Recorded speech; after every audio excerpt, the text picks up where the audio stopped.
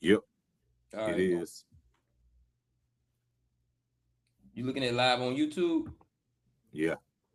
All right, it's live on YouTube on mine. So it's live. Finally, welcome. Hold on, let me. Damn, let me get this out the goddamn way.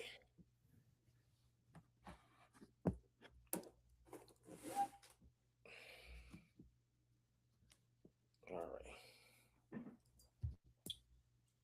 here we go. 5, 4, 3, 2, and welcome to another edition of News Anchor 8 News Bloopers. Sounds like somebody's Man, season. man, I'm telling you, from a production standpoint, that was crazy, but I am definitely, oh my goodness, I can't even find my, yeah, oh, wow, talking about upgrading software and then finding out you don't know how to use it. Shout out to Mr. King, figuring it out that it was all me. But anyway, welcome everyone to another edition of No Jazz Show, NOJASS, not just another sports show. Now watch how good KD is as he's gonna fumble and pick that thing up and run it in for a touchdown by the end of this episode. Shout out to me because watch how I do this. Now, I just want to wish everyone for this Christmas episode, Merry Christmas, New Year.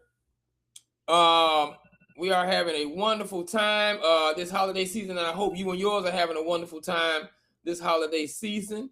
And please, if you can just look around the borders of our show, because that's what it was. We were out here trying to get holiday festive and trying to get pretty. We did all the aesthetics and forgot all about the audio and the video and all that other good stuff going on. But we want you to like and subscribe and make sure you join us live on YouTube at NOJASSSHOW. Make sure you join us live on Facebook at NOJASSSHOW. That's our Facebook page. Also on the Locker Room page. Live also on my personal page, DUPONTNIVEK. Also on Tank's page. And I'm telling you to go to his page. Let me introduce you to my right hand man, left hand man on your side, Tank. Get the people a hello, Tank.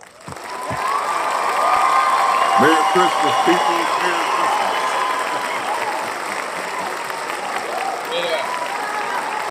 Merry Christmas.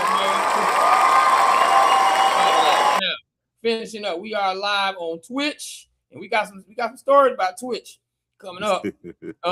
Live on Twitch at No Jazz Show GMP Media. We are also live on TikTok right now at the No Jazz Show. NOJASSSHOW. And please like, subscribe, follow, and share. Email us at NOJASSHOW@gmail.com. All right, because the email for some reason, somebody picked up No Jazz with the extra H. So now we got to make sure that's straight. We are festive in the spirit. And before we begin, we definitely want to give a shout out to the people that pay the bills around here, and we want to make sure you always go to, especially this holiday season, after you eat your food, because a lot of y'all gonna be doing it tonight. Before you eat that holiday grub tomorrow. We understand how it goes, and how and this Christmas season fall is kind of funny because you got Wednesday, Christmas Eve, Thursday, Christmas.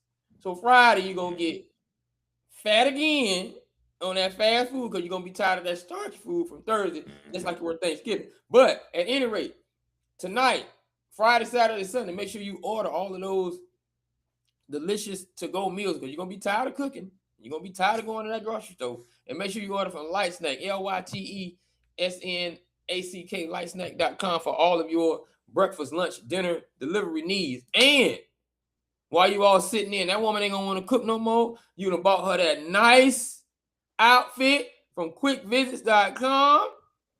Y'all gonna enjoy yourself tonight, this weekend. So make sure you visit Quick Visit and get that outfit. And in the words of my man Dream,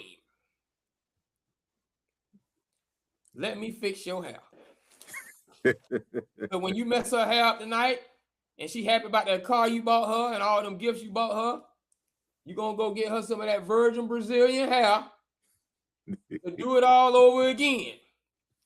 And she paid to look good for you to do that. Oh, also, let me bring this back. Let me bring this back and Quick Visit back because we got.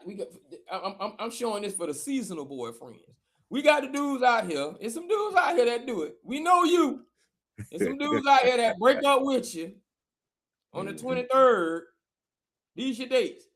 They with you, they deal with you all the way up to December 23rd. Then they get back with you again, probably around January 2nd, because you want some new stuff and you want to bring in the new year and it's a new you, and you don't want to make that the first person you kiss that night and all that good stuff going on New Year's. But around January 2nd, you feel lonely. And so January 2nd to about February 12th. 13th. Yeah. 13th. 13th. It's good. And then February 14th is bad. So here's what I'm telling you to do. Get your hair done as much as possible between those days and get that Virginia. Don't let him mess you up, girl. This for all the side chicks too.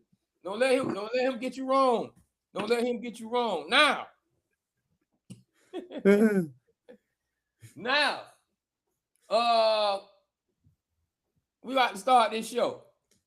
And I'm gonna start this show with something called Eliminated. We're just gonna get them out the way.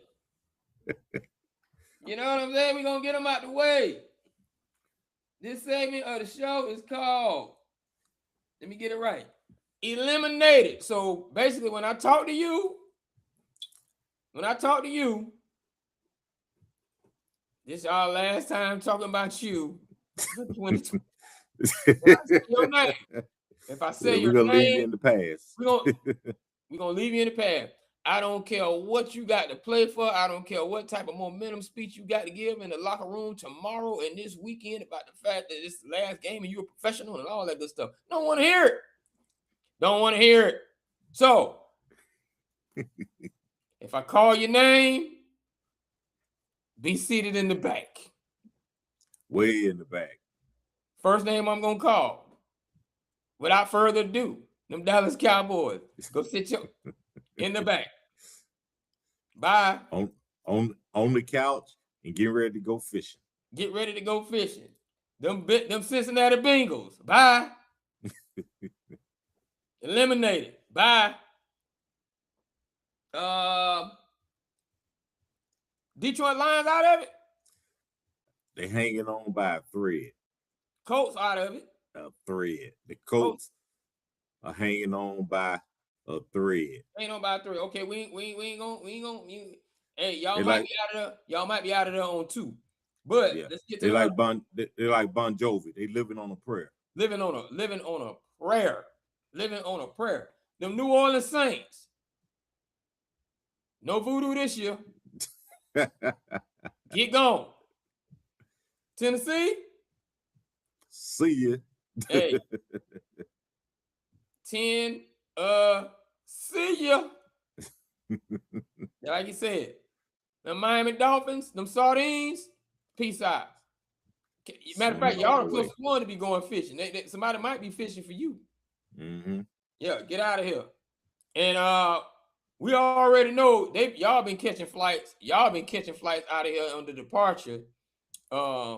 ticket since the beginning of the season. Them New York Jets, bye. Bye. Bye. And you know what? You know where y'all going to vacation this year? Las Vegas. And hang out with the Raiders because they gone too. Because they gone. They gone too. They are out of there. We're going to say bye to them New York Giants. Bye. The New York Little Giants, bye. See you later. Now watch the Redskins. Oh, excuse me. The Commanders. The Redskins might have made it in the playoff. The Commanders, bye. Bye. See you later. You're out of there. Hey, I don't care how hot his hashtag is. He can't save you. Cleveland, get gone. Get gone. Let the doorknob hit you with a new stadium about to split you. Happy for you. Oh, hold on. Speaking of new stadium. Oh, yeah. Speaking of new stadium. But before we get there, and I know I ain't let him talk. We're going to do this, though. Tank did ask me earlier what the weather was like. And just like I posted, this Christmas is going to be top down. As they say in rap, we're going to let the titties out. And the sunroof going to be back with a trike suit on for Christmas. And you know who's going to be hanging out? You know who's going to be hanging out with us on Christmas Day with nothing to do? This weekend? Falcons. Them Falcons. Falcons. Them Falcons going on. Going on. Then it's hard to talk bad about them because, you know, these two are the reason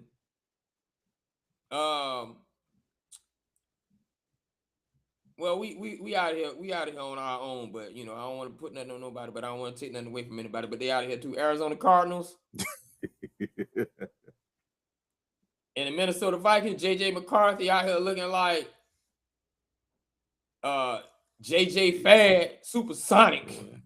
Yeah, he hurt again. And then he hurt. But again, you're out and decide to be hurt once he play.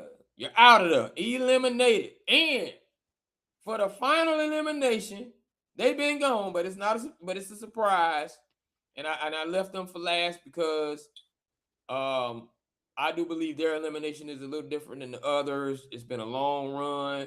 They might need a break and just, you know, reload. And I do believe that they'll be able to do it. Kansas City Chiefs. You are eliminated. You are eliminated.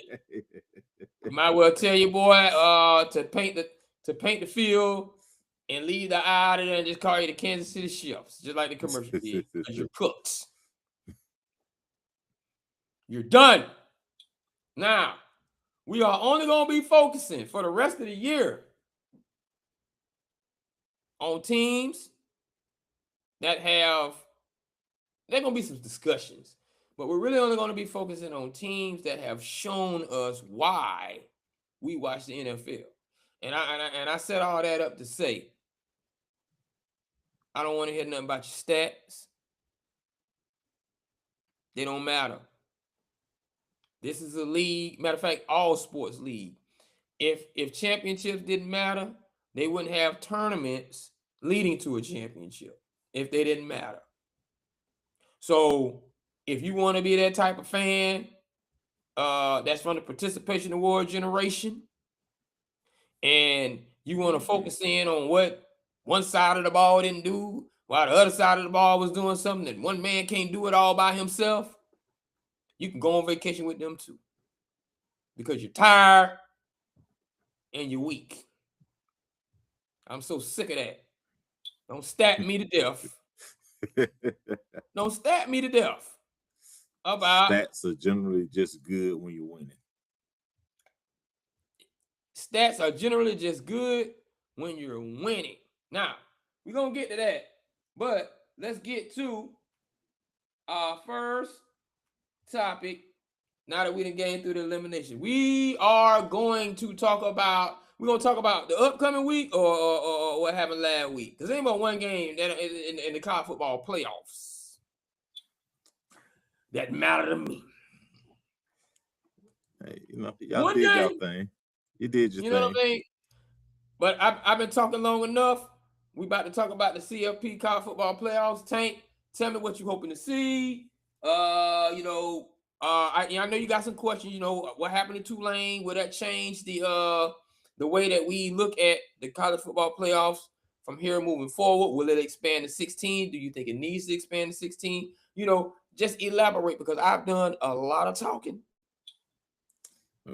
First, I'm looking. I looked at it was a lot of football on that weekend. College and pro. You got college and pro going on the same day, so you're doing a lot of flipping back and forth. But fortunately, with the Miami game, you had that one. They took care of business. They did what they need to do in order to advance. But the Tulane and James Madison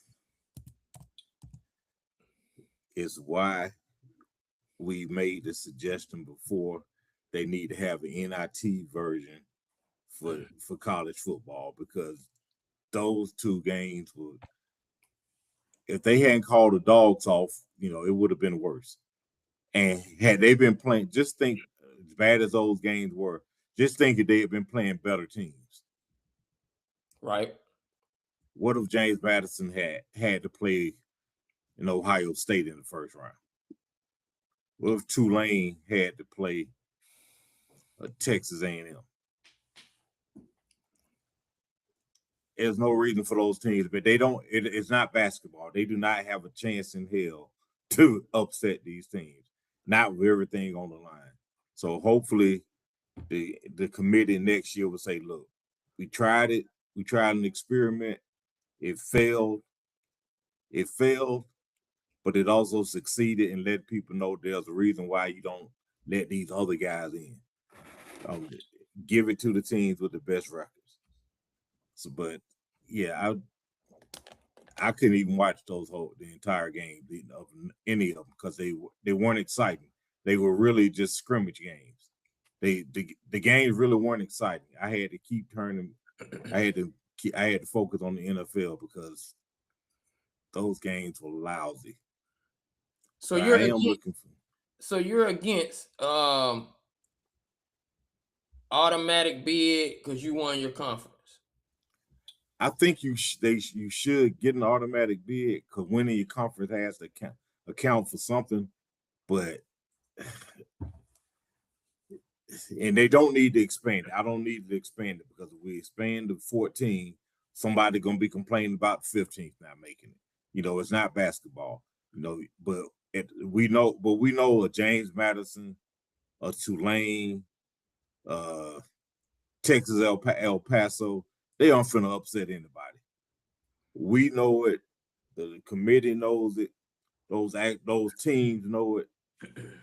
The head coach knows it. He just hoping that they can put on a decent showing, so somebody might get scouted by the NFL, and hoping nobody gets hurt. And maybe somebody will say, well, they ain't gonna win much, but they did make the playoffs, so maybe I can enter into the portal and go there. But it's just bad, man. I mean,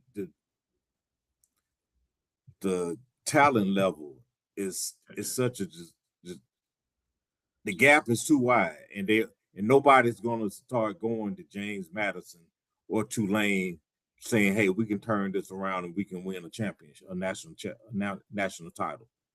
So I don't know.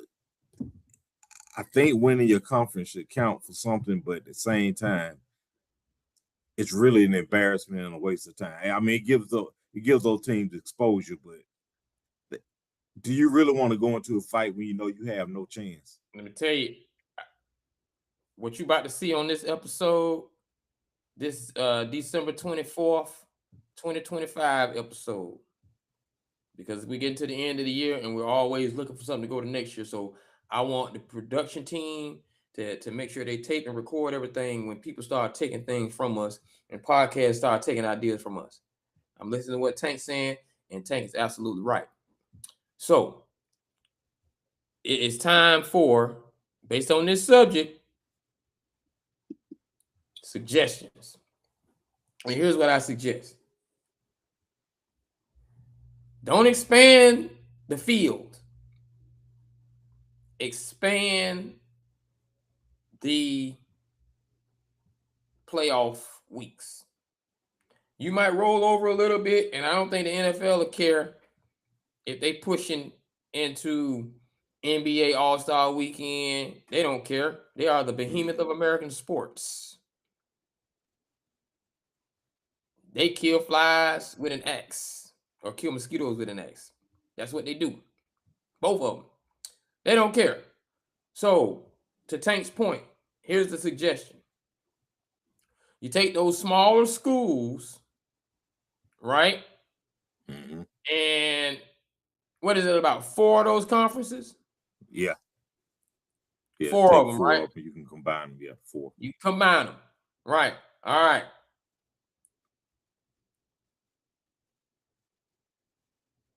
Best records. Average. Now we playing a game here. If you got if you got 4 conferences, 4 of those teams, because all 4 of those teams are out now, right? Mm-hmm. Correct. Of those 4 teams, there are going to be 2 spots, baby. And here are your spots. Overall conference record of the 4 needs to be need to be a top 2. Those top 2 conferences on average, win margin and everything. There are computers that can do it. Then we're going to take the top 2 of those least competitive conferences, and you're going to have a wild card weekend to see who plays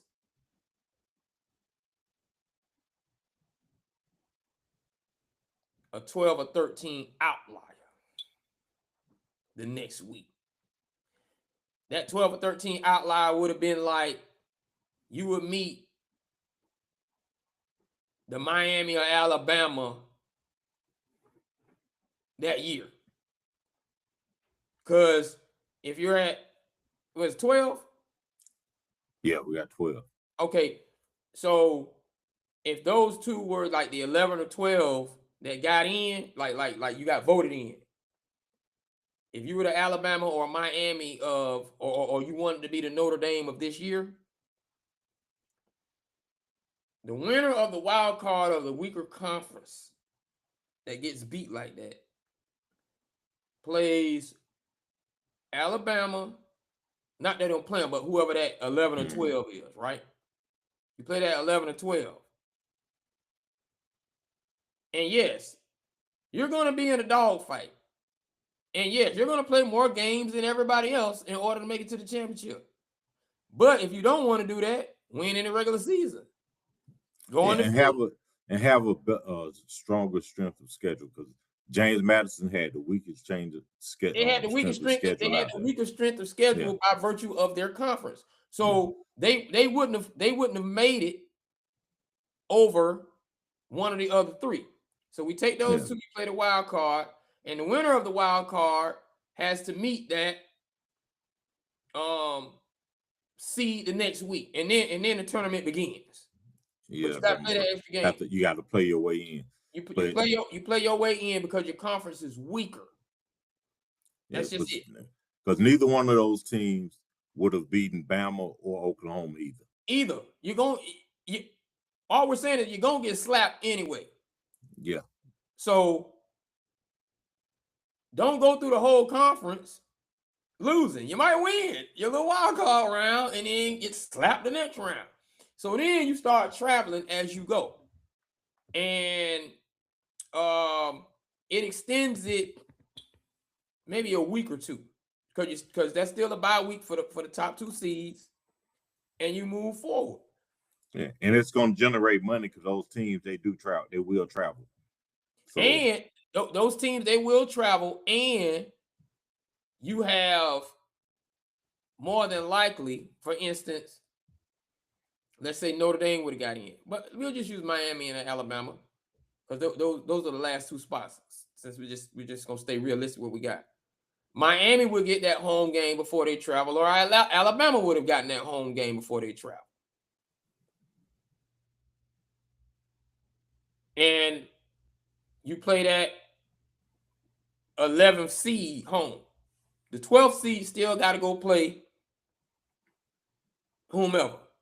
Yeah. You know, or you could have those 4 teams, just the extra week. You can have those 4 teams have a seeding in that little NIT type thing, and both of those teams meet in those smaller conferences to then go play an 11 or 12 and then move on to the tournament.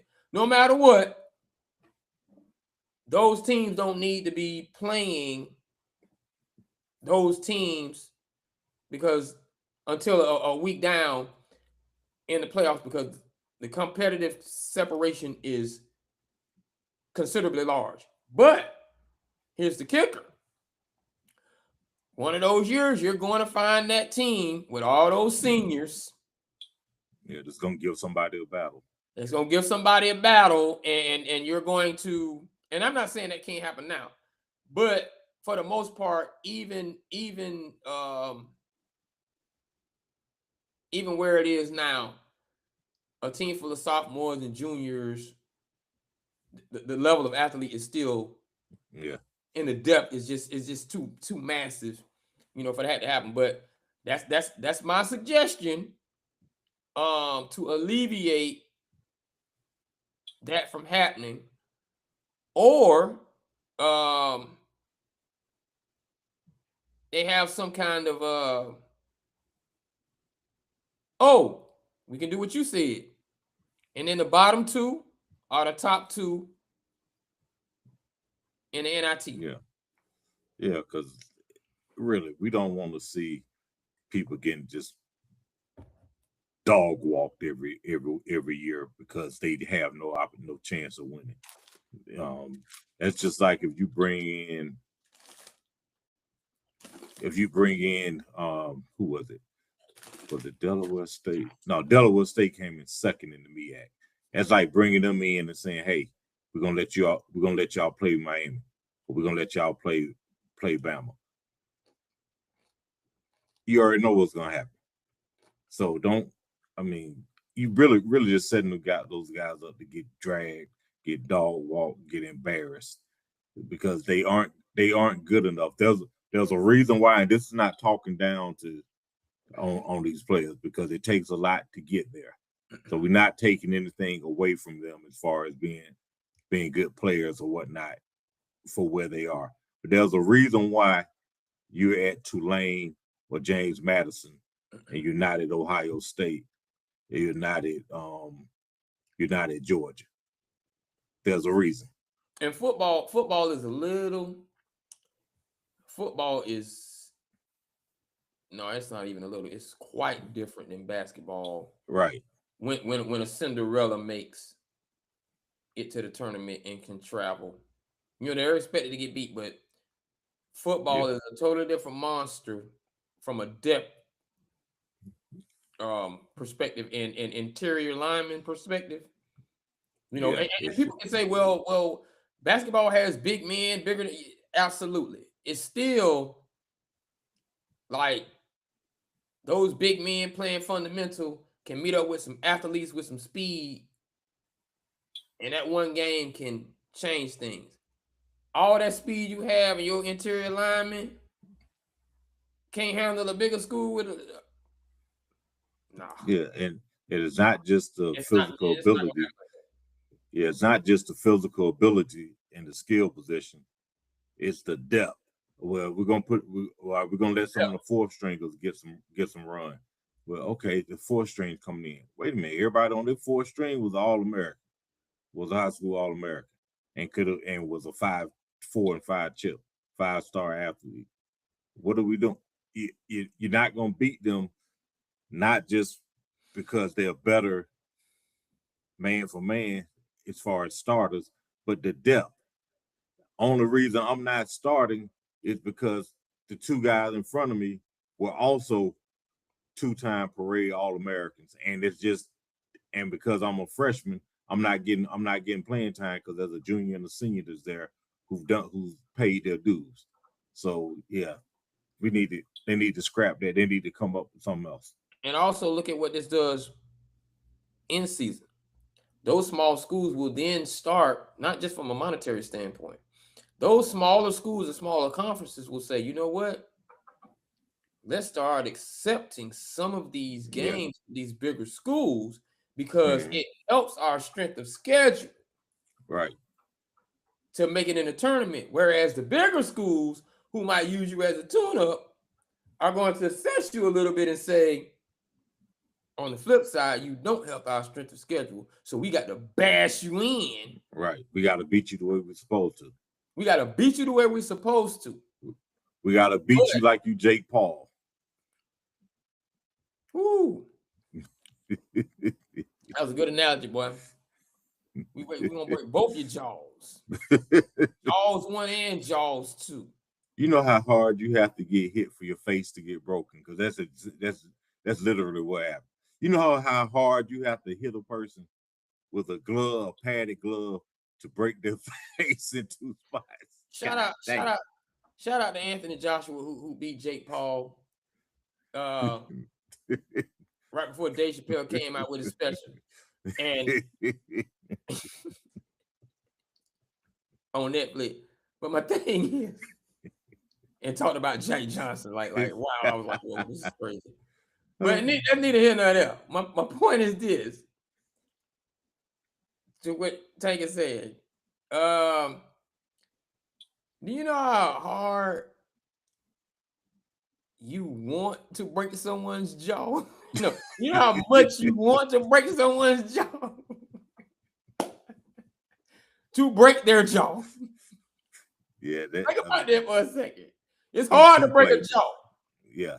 So you must really want to break somebody's jaw. Yeah, there's it. He found out, hey, there's no such thing as playing boxing. When you get in there with somebody who is a real boxer and not somebody who was fighting in the backyard and all that, yeah, there's a different skill set. And not someone 40, 50. Broke that man's face. Hey, at the end of the day, man, I know we talking football and then went to boxing, but at the end of the day, that is the picture that they wanted to see. Yeah. You know what I mean? Like, that's the picture they wanted to see. We got to give them that, we got to give them that, because it's almost like Jake Paul told Anthony Joshua, yeah, I want some bonbons, some of them juju beans, and some of them gummy worms. And this movie right here is gonna buy them. Yeah, now he's sipping it all through a straw. Yeah, boy, he broke that to a jaw. But anyway, that wasn't on the subject. We just saying. It is parallel, because to beating somebody who's team.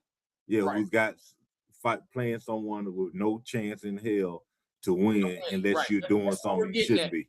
Yeah, that's what we're getting at. That was the whole point of that. So make sure you follow and subscribe on YouTube at NOJASSSHOW, and we're gonna move on to. All right, we just going down the line, man. It's Christmas, man. We opening up gifts. All right, so I'm gonna ride it, man. I just said it was eliminated, but we're gonna talk about them, huh? But no, it's a good subject to talk about, and I'm gonna tell you why. Hold on. Before we go there, who do you have? Nah, that's too many days. I ain't gonna even worry about it. I was about to say who you got on the next round. I know who I got of college football. We do that next show before the game. Yeah. We'll do that next show. I can dress up. for another pep rally. But moving on.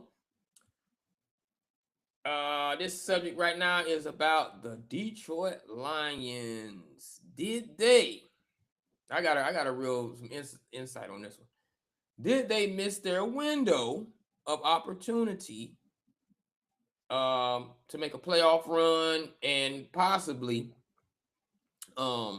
create themselves some level of a dynasty and by getting eliminated this season?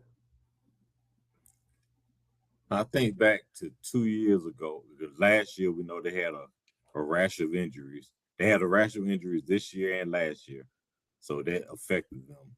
But I think back to 2 seasons ago, after they lost in the playoffs, and Coach Campbell said, I told you guys to remember this, but you got to take advantage of your opportunities because there's a chance that we might not ever get back here again. And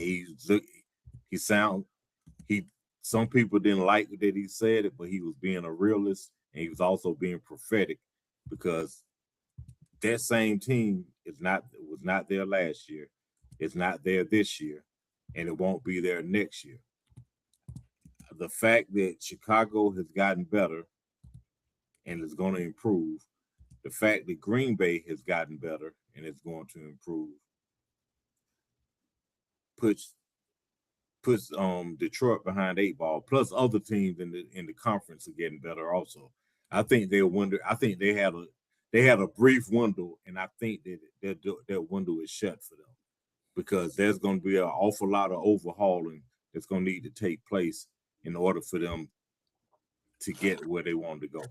I mean, they still got the good core players. They got some good players on offense, but the defense, and they've got to get some more depth. I mean, it's been a war of attrition for them because so many people get injured. But they've got to learn how to take advantage of those opportunities when they come.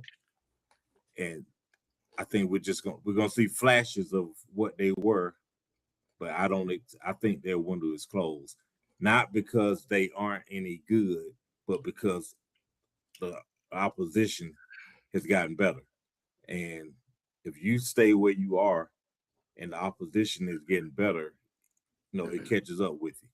So yeah, I don't think they're gonna be anywhere. They're gonna be fighting for third place in that division next year. And I mean the injuries that really did take a toll. But a lot of teams are hurt and have been missing players. But losing your 2 coordinators, that hurt them more than anything else. Losing your OC and DC, that hurt them more than anything else. But so yeah, I don't foresee them making a push next year. I think they'll still be competitive, but yeah, their window is closed. We are opening up KD's suggestion gift box. Let y'all know now. This is what I'm doing today. I am about to be your host, and I'm just opening up the gift box. Tank talking. Tank gonna give expert analysis on everything. I'm being quiet because technically I have no room to talk. I'm just keeping it 1,000, But here's what I suggest. I know y'all might not want to hear this, but this also goes back to the participation award era of fans who love to do this type of stuff. NFL, I suggest you take a page from the NBA. And here's what I mean. The NBA has the NBA Cup. That happens the first quarter of the season? Yeah. It's not really half, because half is All-Star weekend. It's coming up. So it's not really half, it's like the first quarter of the season. Get that good start, get them going, make sure they're on their job, make sure they're not playing 41. They playing 82. And I know every game in the NFL counts. However, well, every weekend counts. However, we do have this thing in the NFL where technically you get off to a good start. You can be all right if you're rolling in November or not rolling in November, because around late October, November, the season really, you start to see who's real and who's not anyway. So I think the NFL needs to adopt an NFL Cup. And what I mean, and the reason I say that is not for the reason of the NBA to keep you engaged. It's maybe Cleveland, Detroit, the Raiders, the Cowboys after 30 years, the Jets, Miami after 40-some years. Maybe they can get something going early in the season, and it's like a little tournament, and then some kind of way they meet up, play that extra game, or whoever got the best record, or whatever the case may be. Something to give them and their fan base something to look forward to for the remainder of the season, and also some level of a championship. That's pacifying the fan base and those teams, because they know they aren't going to do a thing in it, or a thing that counts. And my point in doing that pacification, because I'm not saying it's justified. You're absolutely right. We talking about 17 and getting to the tournament. My thing is, Detroit still going Detroit. Vegas still going Vegas. Cowboys still going Cowboy. Cleveland going Cleveland. Like, there is no window. Yeah. They're lying. You're lying to yourself. You'll never have a window. The subject on Detroit having a window, up until now, we looking like Chicago might have a window. Chicago might be down again next year. There's no such thing as a window. You're not having one. Stop lying to yourself. How many teams have never won a championship? Six, between 6 and 8. Between 6 and 8. Then you start looking at that list of who's won since 2000, and it's like 12 of them. 13. The same teams winning, having these little baby Chargers in it. Like, hey, keep them engaged some kind of way, man. Because 8 teams. Yeah, 8 teams haven't. So, but out of those 8, some have gone multiple times. But, yeah, out of those 8, some have gone multiple times to the Super Bowl. Absolutely. Yeah, but those 8, you got 8 who hadn't done it. NFL Cup. That's my suggestion, to keep in some way, form, or fashion, because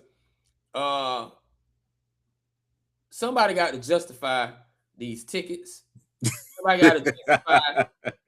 Like, I'm sure these ticket costs. Somebody need to justify overpaying market value for these wide receivers and quarterbacks, for whom at the end of the year all you're gonna do is stat them up. Classify them up there with people who deserve it. Tired of it. They ain't got to get a ring. Just give them a bracelet. Give them a little chain. Give them a little locket. Whatever. Yeah. You know, that's what I suggest. Because certain teams we were the best out of the worst teams. That's terrible. We were the best out of the worst teams. Because there's an old adage in the NFL. They don't give away Lombardis in November. They don't. Mm-hmm. They don't. They really don't. Call it and who? Call that mid-season award the Belichick or I don't think Belichick would be like, do not put my name on that. I know, like Belichick or Walsh. Like it'll have to be somebody like Bud. Who's the man for the Bills? Marv Levy. Marv Levy. But that's like, no, man, you can't do that, because that's like giving somebody a Razzie in the movies. Giving you an award for being terrible. Nobody's gonna want fast. You started out faster than everybody. Yeah, nobody's gonna want an award named after them that represents the epitome of you being the best of the worst. No. Not the best of the worst. You're the best mid-season. But you can win too. Okay. You can win the Lombardi and now. You're the best mid-season, not the best of the worst. You're the best mid-season. Oh, okay. You know, kind of like the Bucks used to be when they was with Dilfer. Yeah, and Lehman Bennett and all of them. You know how the Falcons used to be with Jerry Glanville. You know, we the best in the, and boom, okay, everybody started coming to work. You know. Shout out to Lehman Bennett. That name will probably never be brought up in sports talk again unless you're located in Atlanta and you're talking about former head coach. What I said, Lehman Bennett? Yeah. You know, that's me. But now moving along, you did mention Chicago. Did you want to know what's the limit for Caleb or what's the ceiling for Caleb? Because he balling out, and I'm gonna tell you something about Caleb, man. He cocky with it. Like he's growing. He's confident. Like, he's growing into it. I think he always had it, but now he's got some pelts on the wall. So when he does it, it's received differently than it would have been last year because he's putting some pelts on the wall now. Right. And some pelts on the wall. And he's got the opportunity to be the first and only quarterback in the history of the Chicago Bears to throw for 4,000 yards. He's not going to do it this year, but next year he'll probably do it. Because I was thinking about this the other day. So we're talking about Chicago. This kind of veering, but right. Is there another? I can think of no team that has a worse set of failures at two positions than the Bears. The Bears at quarterback through their history, because you got to go all the way back to Sid Luckman if you're gonna say where they won something with him. They won championship. The quarterback was doing something right. Yeah, right. And even he played in the 50s, 40s. He's still their all-time leading passer in yardage and wide receiver. That franchise has had the worst set of quarterbacks and wide receivers in history. How can you, year after decade after decade after generation, fail at the same two positions? But Caleb's ceiling is better and higher than anybody else they've ever had under center at this point. And it's not just his ability, but it's also because Ben Johnson is molding him. And I don't think it's a perfect match, but I do think that he's understanding what Ben Johnson wants him to do and how to do it. And Ben is understanding, okay, there's certain things that's gonna come with this guy that, hey, we just gotta live with it. So I think they're approaching a happy medium. And as long as they're winning, they'll both give a little bit, to keep it going, because they do both want to win. So, yeah, but I think he's got a high ceiling. I wasn't sold on him coming out of college. I wasn't. I think that he's got those guys where they believe in him. Yeah. I got a question for you. I'm gonna name some names.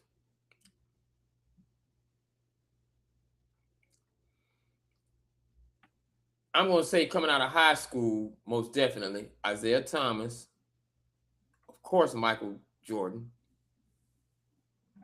Walter Payton,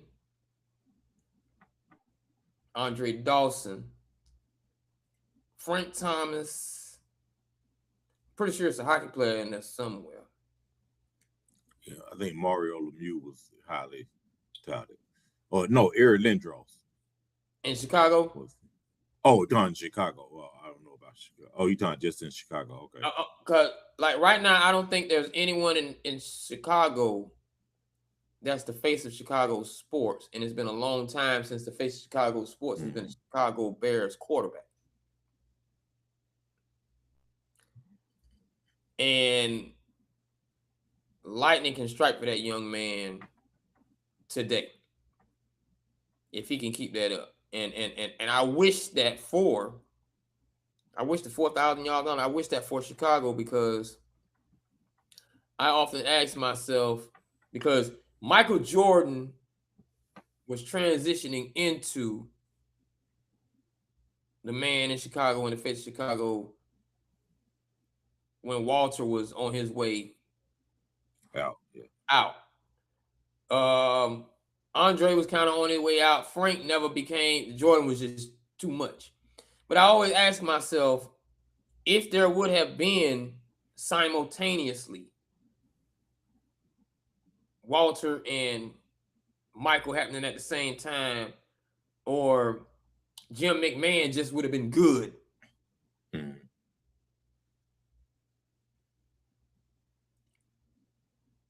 Who would have been the biggest in Chicago?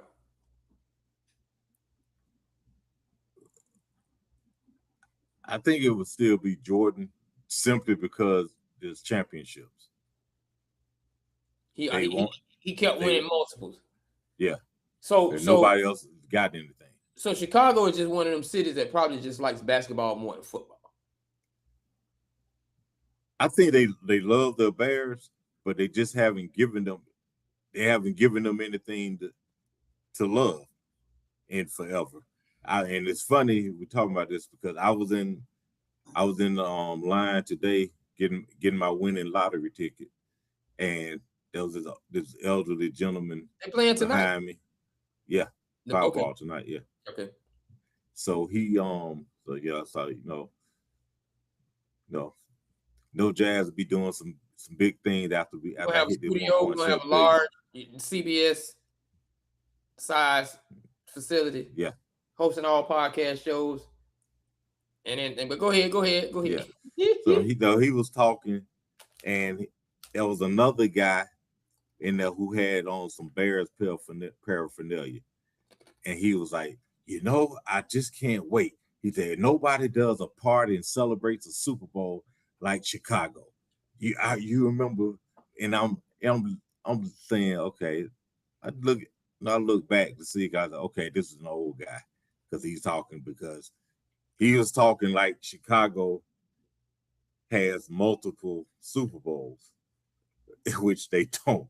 But he was saying nobody does it like. And I remember back when they won the Super Bowl in '85. Yeah, it's been a while. And I was like, yeah, it has been a while. But he was talking about how Chicago just loves the Bears. They love the team, and when they get to another one, and he was just saying he hoped he's alive to see it. And he was saying this Caleb guy, I think he might be the one to take us, because we haven't had a quarterback who could just consistently be good. And the other guy was saying, yeah, I hope he does, because it's rough being a Bears fan, because we really don't have anything to hang our hat on other than the '85 Bears. And I was like, yeah, you're right. You're in a similar boat as the Jets. They got to still hang their hat on Joe Namath and the guarantee. And kind of a similar boat, even though they hang their hat on one man to a degree, but they kind of in a similar boat as Miami hanging their hat on that undefeated season. Yeah. Yeah, and he was, and it was just funny, but yeah, I've talked to people. I got a friend who's born and raised in Chicago, and he's like, man, we love the Bears. We love our running backs. We love our linebackers. And he always says that we ain't never had a quarterback worth a damn. and this year he's saying it. He's like, dang, I always say, what I always say about Chicago, but this year we have a quarterback who's worth a damn. We're actually winning games. We can do something now. And just when he talks about them now, he's always been a Bears fan, but when he talks about them now, there's like a pride and like a belief. It's like he's always believed. It's like, hey, look, my belief is rooted in something more than fandom. I got something tangible to have my belief placed in. It's not just because I'm a Bears fan. Especially in a QB-driven league. Yeah. So if the Bears win, not saying this year, but if they become consistent winners and ever get a ring while Caleb and Johnson are there, they will be deified in Chicago. Because you only need one. Yeah. They will be deified in Chicago. Yeah. So which brings me to my next question. Since we on Caleb, is the NFL QB position in good hands for the future? I think we're seeing a changing of the guard. And it's looking like with the teams that are going into the playoffs, particularly from the AFC, with the exception of Pittsburgh, if they go ahead and win this week and get in. Everybody else is a young gun. There's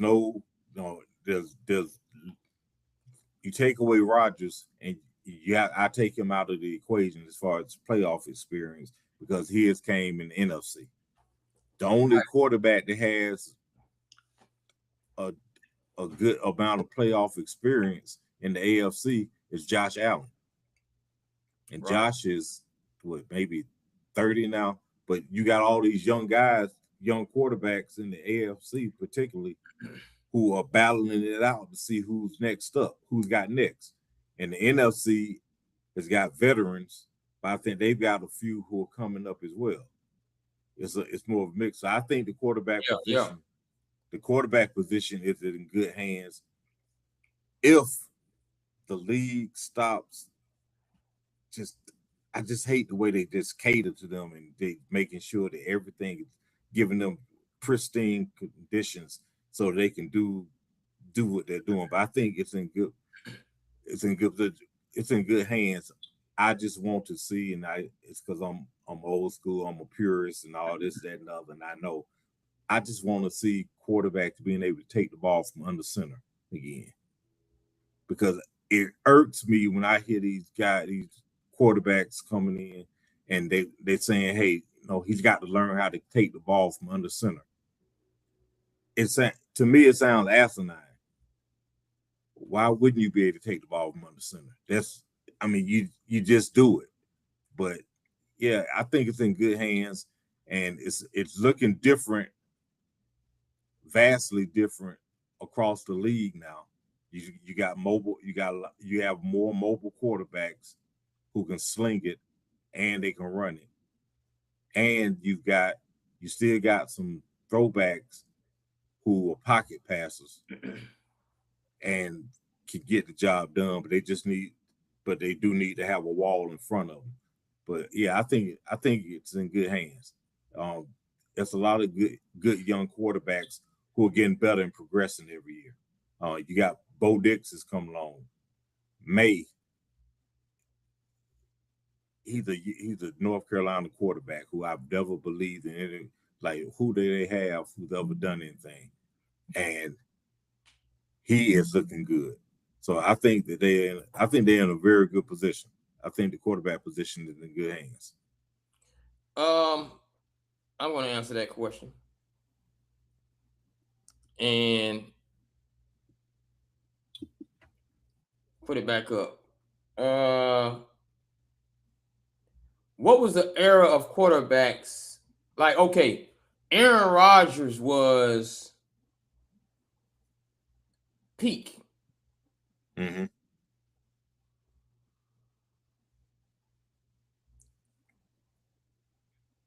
Drew Brees. Aaron Rodgers is like the beginning of the end of Drew Brees, Brady, because Brady just lasted a long time. Mm-hmm. So Aaron Rodgers up in there with Romo as a young gunner. Still had Brees in there, but Brees was still more Rivers, Brady, Roethlisberger. Yeah, you still had Manning. Still had Manning, the both Manning, Mannings, Rivers. Yeah, you had a number of them, and most of those guys, all those guys have since retired. All right, so I'm saying that to say they, and this is not taking anything away from the talent that Aaron Rodgers has, but they spawned Aaron Rodgers, and then Aaron Rodgers had an era. Tony Romo. I'm talking about when they were at their peak. Mm-hmm. I think Rivers is still in that other era. Phillip Rivers, even though he was still playing a long time. Aaron, Tony, Drew Brees. But Drew Brees was at the end now. Like Drew Brees, him and Rodgers around the same. Okay, they're around the same time. Yeah. So we're gonna give him a little bit of Drew Brees. Stafford. And I'm glad I'm saying it's not that I'm forgetting, it's the fact that it's beginning to tail off. As you go, the generation, you don't even want to talk about the generation that came right before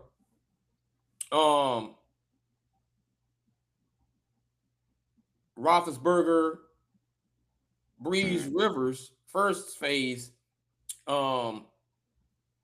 Manning. Oh, my bad. I'm sorry. In that little phase, I'm gonna throw Stafford in a Cam Newton. Cam Newton gets a name in there. But the second tier of that phase before that phase was like still McNabb, Vic, and all those people. So yeah. So I'm saying, like, these are your highest paid quarterbacks now. Dak Prescott, Josh Allen, Joe Burrow, Trevor Lawrence, Tua Tagovailoa, Jared Goff, Brock Purdy, Justin Herbert, and Lamar Jackson. And we know the king of all kings in there is still Patrick Mahomes. No. When I put that era up next to anyone, even Lamar Jackson with his running skills, I don't see where they're equal. Yeah, they don't have hardware. They don't have hardware. But I think overall the position itself is in good hands because I think somebody's going to come up out of this. One or two is going to rise up out of this. Not only, you know what? They don't have hardware, right? Mm-hmm. Where's the rivalry? It was everybody's rival was Mahomes, really. Then him going down, somebody's got to take advantage of that this year, and it's going to be an asterisk for some folks. Well, the Chiefs were down. Mahomes didn't do it. Hey, I don't have anything to do with Mahomes and the Chiefs. I did what I need to do to get in. And this right here is when Allen, with arguably his weakest offense that he's had, he's got to be Superman and at least get to a Super Bowl. Because Big Ben even had, you know what, underachiever, but I don't think he was an underachiever. Cincinnati Bengals. Carson Palmer. Carson Palmer. He in there. So the competitive spirit still was a little bit better. So I'm saying, yeah, Flacco was in there too. Flacco in there. Flacco is your sneaky in guy. Yeah, and Matt Ryan. Yeah, there was a lot of the quiet MVP. Quarterbacks. The quiet MVP. And I just don't see, because we had some fall off there. Like, we didn't see Jameis Winston become Jameis Winston. Because he was supposed to kind of be a wave into that Rodgers. Let's get to we didn't see Tua become Tua. We didn't see Kyler Murray become Kyler Murray. I think and what I'm saying is if you did not put yourself in a position to say, hold on now, when I look at Manning, Roethlisberger, Tom Brady, I'm sure putting them. I'm putting them up there. I'm saying if they quarterback the teams, I'm putting them up there against Montana, Marino. Who else was up in there? Playing for them ball. Montana, Marino. I'm missing something. Elway. Yeah, but I think with these quarterbacks, particularly young ones, I'm talking about especially the past 3 years or whatnot, those are the ones that I'm expecting to rise up and do it. They can start forming rivalry. Yeah.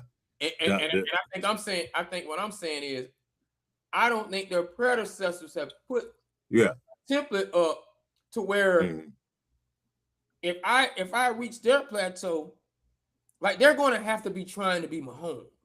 Yeah, all of them have to do that. You're going to have to be. I might give you a little bit of Josh Allen. Not till he got to get one of these first. And that's what I'm saying. Yeah, they're going to have to focus and say, I'm trying to be Mahomes in order to, because if they're stuck on what Dak doing and thinking, okay, that's all it's going to take for me to get accolades. You know, like, do you know what Donovan McNabb would be arguing if he was in this era with his same numbers? Yeah, he would, but I'm thinking that he would probably be, because Donovan stopped running.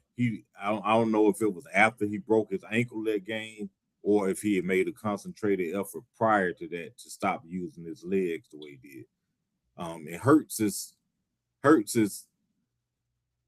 teetering, and I think Hurts is in a crazy situation because he's surrounded by playmakers that he just has to facilitate the ball to, but at the same time, in the playoffs he puts on a Superman cape because he has outplayed Mahomes in both Super Bowls. Came up short once, that fumble. That's like basically his only mistake in that one. So he's shown that he in the biggest moments that he can rise up and he can do something. But I think these newer guys, like the past 3 years, are who we're gonna be looking at saying that's who I'm talking about when I say I think it's in good hands. I agree with who you're talking about. Yeah. I'm just questioning who they're looking at, because if that's their template. Oh yeah, I don't think they're looking at it. I don't think they're looking at anybody other than Mahomes. That good. Yeah, they're looking at Mahomes, and because they were able to see him, they're looking at Mahomes and Brady. That's all you can look at. Nobody else was getting anything. If you want to get, like, somebody got to be honed in on them, because if you're honed in on getting accolades and being the highest paid QB, and look at what he did all them seasons at 6-12 and missing the playoffs and 2-5s. That's the template. If that's what you're taking into the next generation, and then the next generation looking at you taking that template, this thing diminishing fast. Yeah, you got the bar is being lowered. If you aren't looking at greatness, and greatness, we're including championships in it.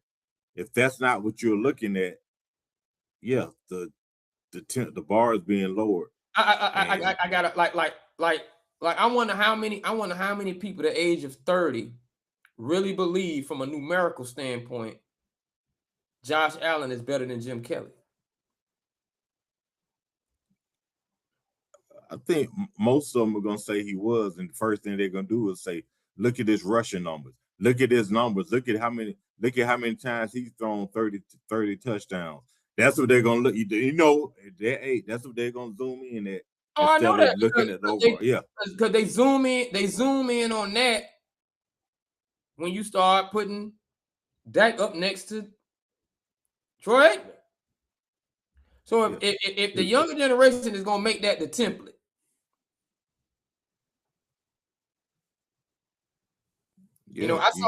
I saw a meme that had, and I know I'm jumping to wide receivers. I saw a meme that had 2,000-yard wide receivers, George Pickens and CeeDee Lamb. Yeah, I saw that one. Yeah, 6 and 7. Like, are you putting yourself up next to Irvin and Harper because you don't have a 1,000-yard tandem? Like, if that's your template,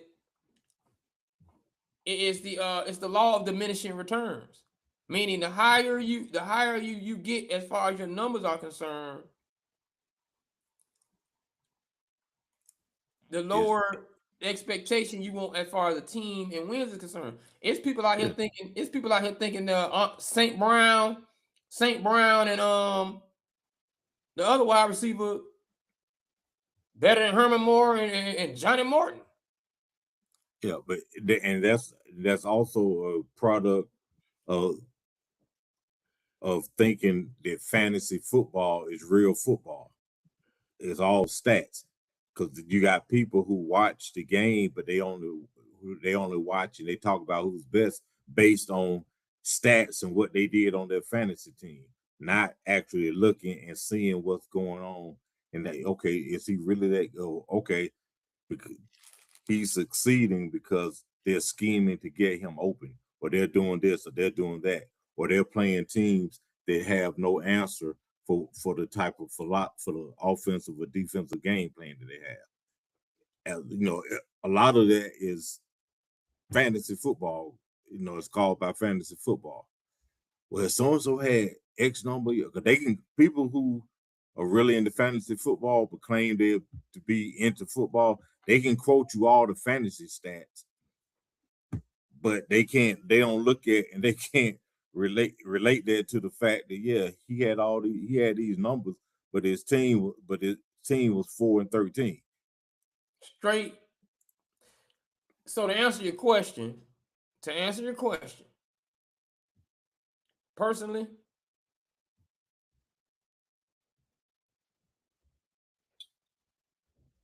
I think it's in bad hands. Depending on the metric you use for them, as far as who they have. Generation to generation, if they're not looking at the right person, it's going to be,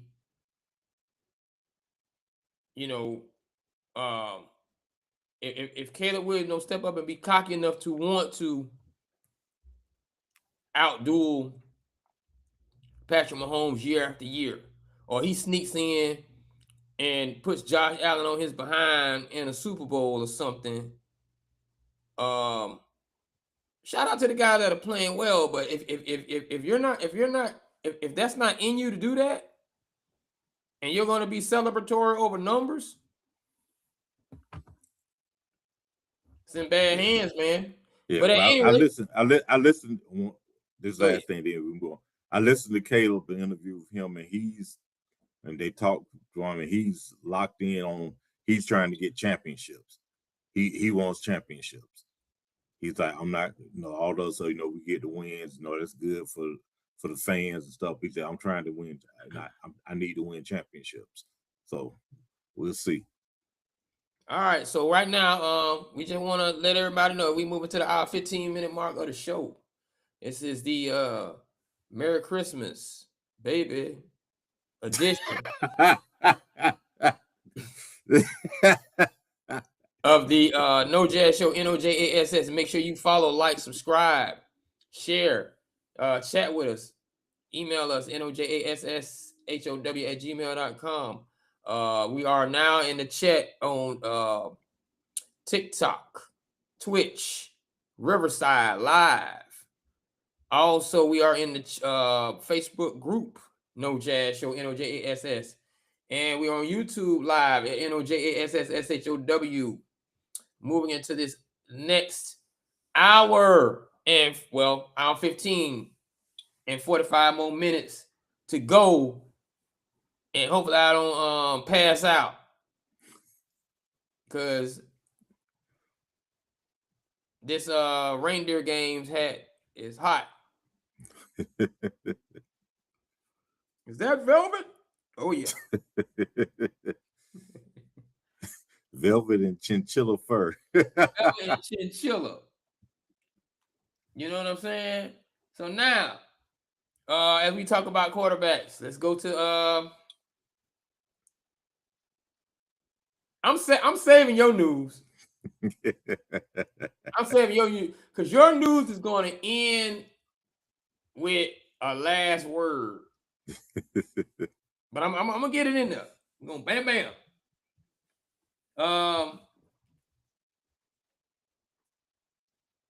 Lamar Jackson has been questioned in regards to his not even off season, in season practices. As practice. As, what? Practice. You know what? You're right. Rituals. You're talking about practice. Rituals. And you know, and shout out to my people on Twitch because this has nothing to do with you, but it's funny. Coincidentally, it's about that. Lamar Jackson has been scrutinized playing video games late at night, not sleeping well, or just staying up late. And people are saying that he's getting to meetings late, getting to the facility late. They're saying this is affecting his game. What do you think about this? And is this the reason why Lamar looks like he's breaking down? I'm gonna start this whole everything that I say is based on taking this and assuming that these things are true. And I believe that there's some legs to this because the organization would not have allowed it to get out. Somebody's talking. Somebody in there is talking. But you look at the things he's done, you look at, and there's always been time. I think I sent you a text the other week, or it might have been another group chat, and I was saying Lamar isn't able to move around right now, and we're seeing his shortcomings as a quarterback because of we know his legs gives him that extra oomph. But your bottom line as a quarterback, you have to be able to beat people with your arm. You have to be able to make that transition. And quarterbacks who run around like that, their athleticism goes away. And if they can't get the job done with their mind and their arm, they're out there quick. Wait a minute. Randall. Hold on. I gotta do what hold on.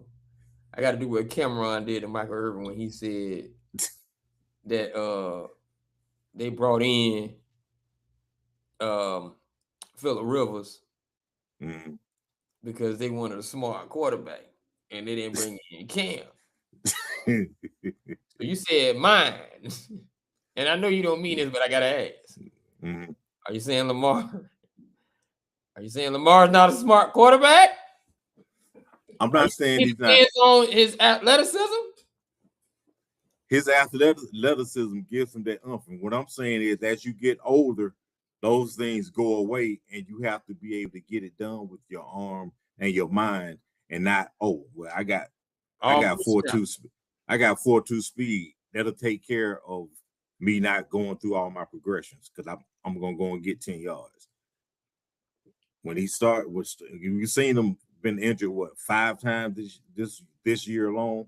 And remember, before he got that new contract, there was talks about the fact that he had missed games the previous 2 years being hurt because the Ravens' whole approach was if we're gonna pay you this much money, we need you out there 17 games, not 14 and 13.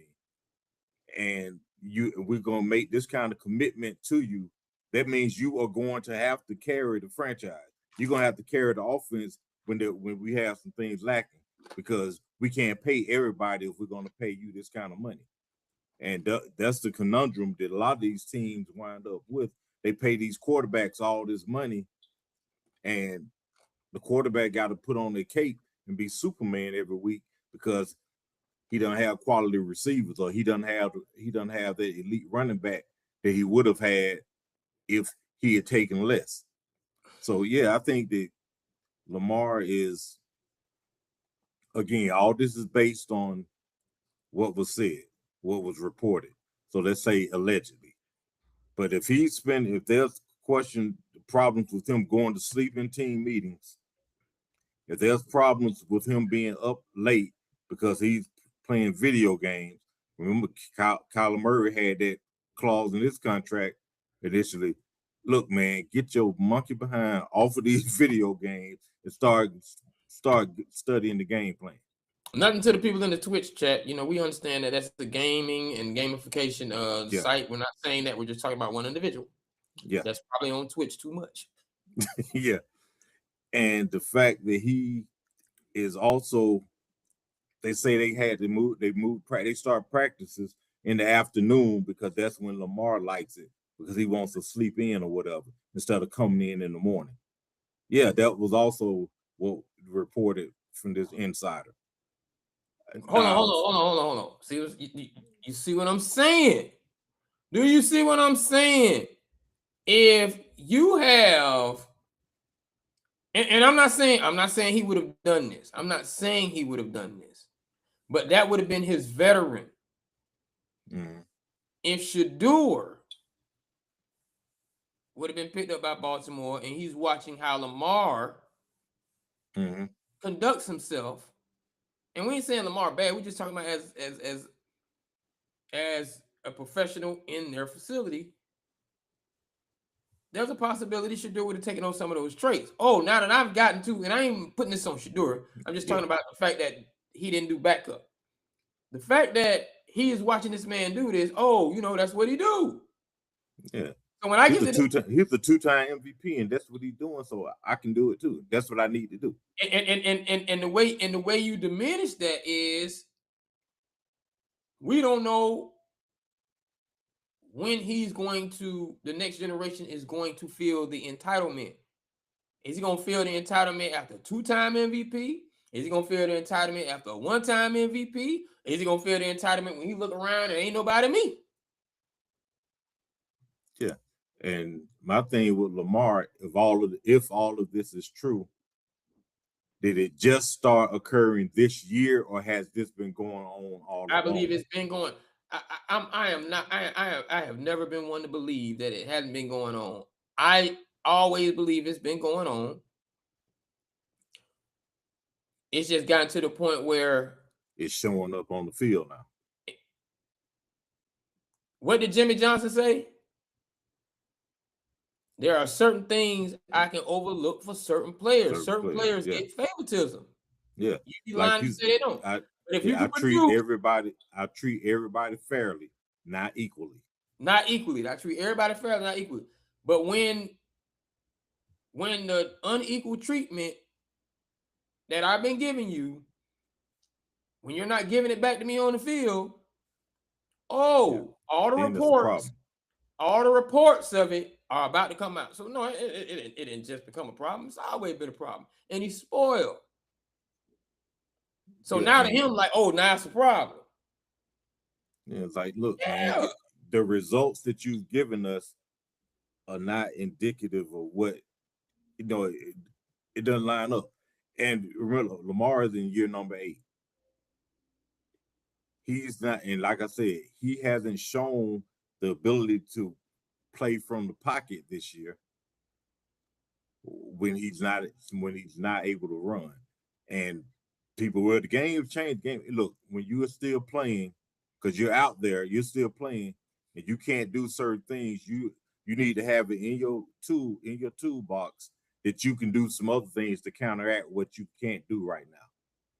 Well, I can't throw it, I can't run the way I used to right now. But I can read defenses, I can throw it, I can zip it, I can win games with my arm. And the reason I point that out is when Randall Cunningham was in this twilight, when he was in Minnesota, he wasn't running. We don't know Randall was a soaring eagle in his heyday. But you saw he stood tall in the pocket and he was slinging the rock all over the place. Randall said, I got a possession receiver, probably one of the best possession receivers ever, and I got one of the best go routes, rookies, second-year players ever. I'm finna hang, and I can still hang this thing 80 on a dot. When he say throw it up, dog, that's what I'm gonna do. That's what I'm doing. And he did that, that was his best year passing the ball. And he was in his mid-30s by then. Lamar, if he'd been working on his craft the way he needed to, and I say the way he needed to, and it's reflective in how he was playing this year, being hurt, how ineffective he was. If he had been working on that, he would have still been able to make plays with his arm to his tight end and to his receivers. So yeah, I think that Lamar might be at a crossroads, and Harbaugh also might be at a crossroads, because who you gonna listen to if they're butting heads and ownership is like, hey, we can't get this solved? Who's gonna go? Is Lamar gonna go, or is Harbaugh? Oh, Lamar going. Lamar gonna go. You think they gonna let Lamar go instead of Harbaugh? I'm gonna tell you like this.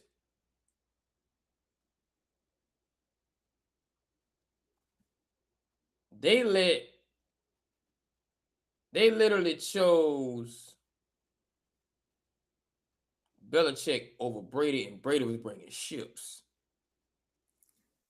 Yeah, different management group though, different, but there was also a lot of friction with Belichick too.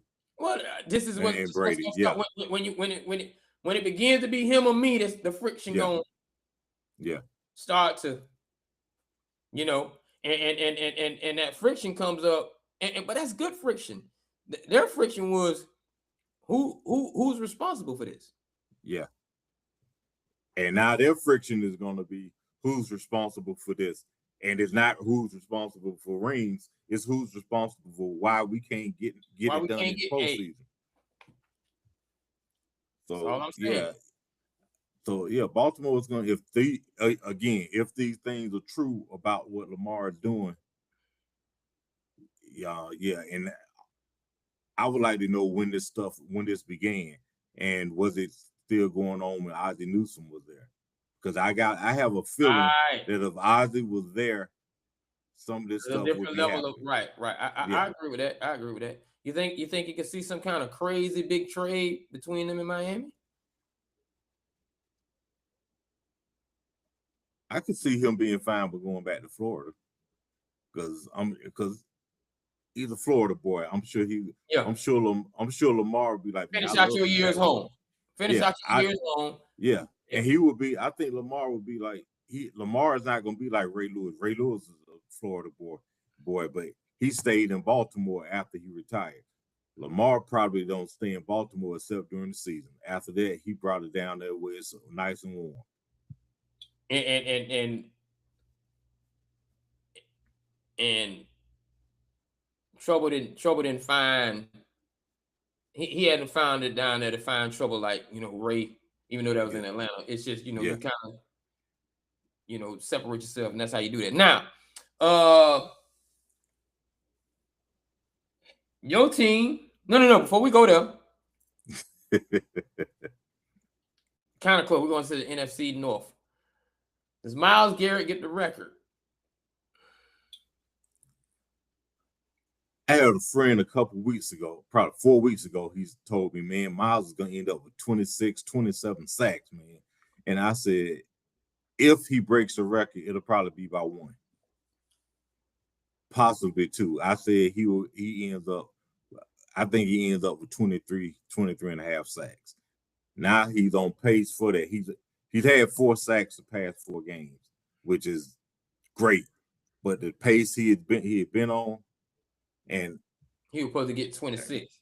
Yeah, I don't think. Let's put it this way: he's gonna have to work for that sack this week because he's going to settle. He's on his way to setting a record, and he's doing it against a former Green Bay Packer quarterback. Of course, now Rodgers is playing with the Steelers, and we know previously when that record was set, there was a Green Bay Packer quarterback by the name of Brett Favre who did Strahan a solid and gave him that sack. Rodgers ain't doing that. Rodgers is gonna let him know you're not getting that sack on me today. You're not getting the record. I got a question. I think that he might get it in the last game. How old was Favre when he did that? No, he was in his 30s. So he was still young when Strahan. Yeah, he was. So he didn't give him old man grace. So right. I'm thinking Rodgers may give him old man grace.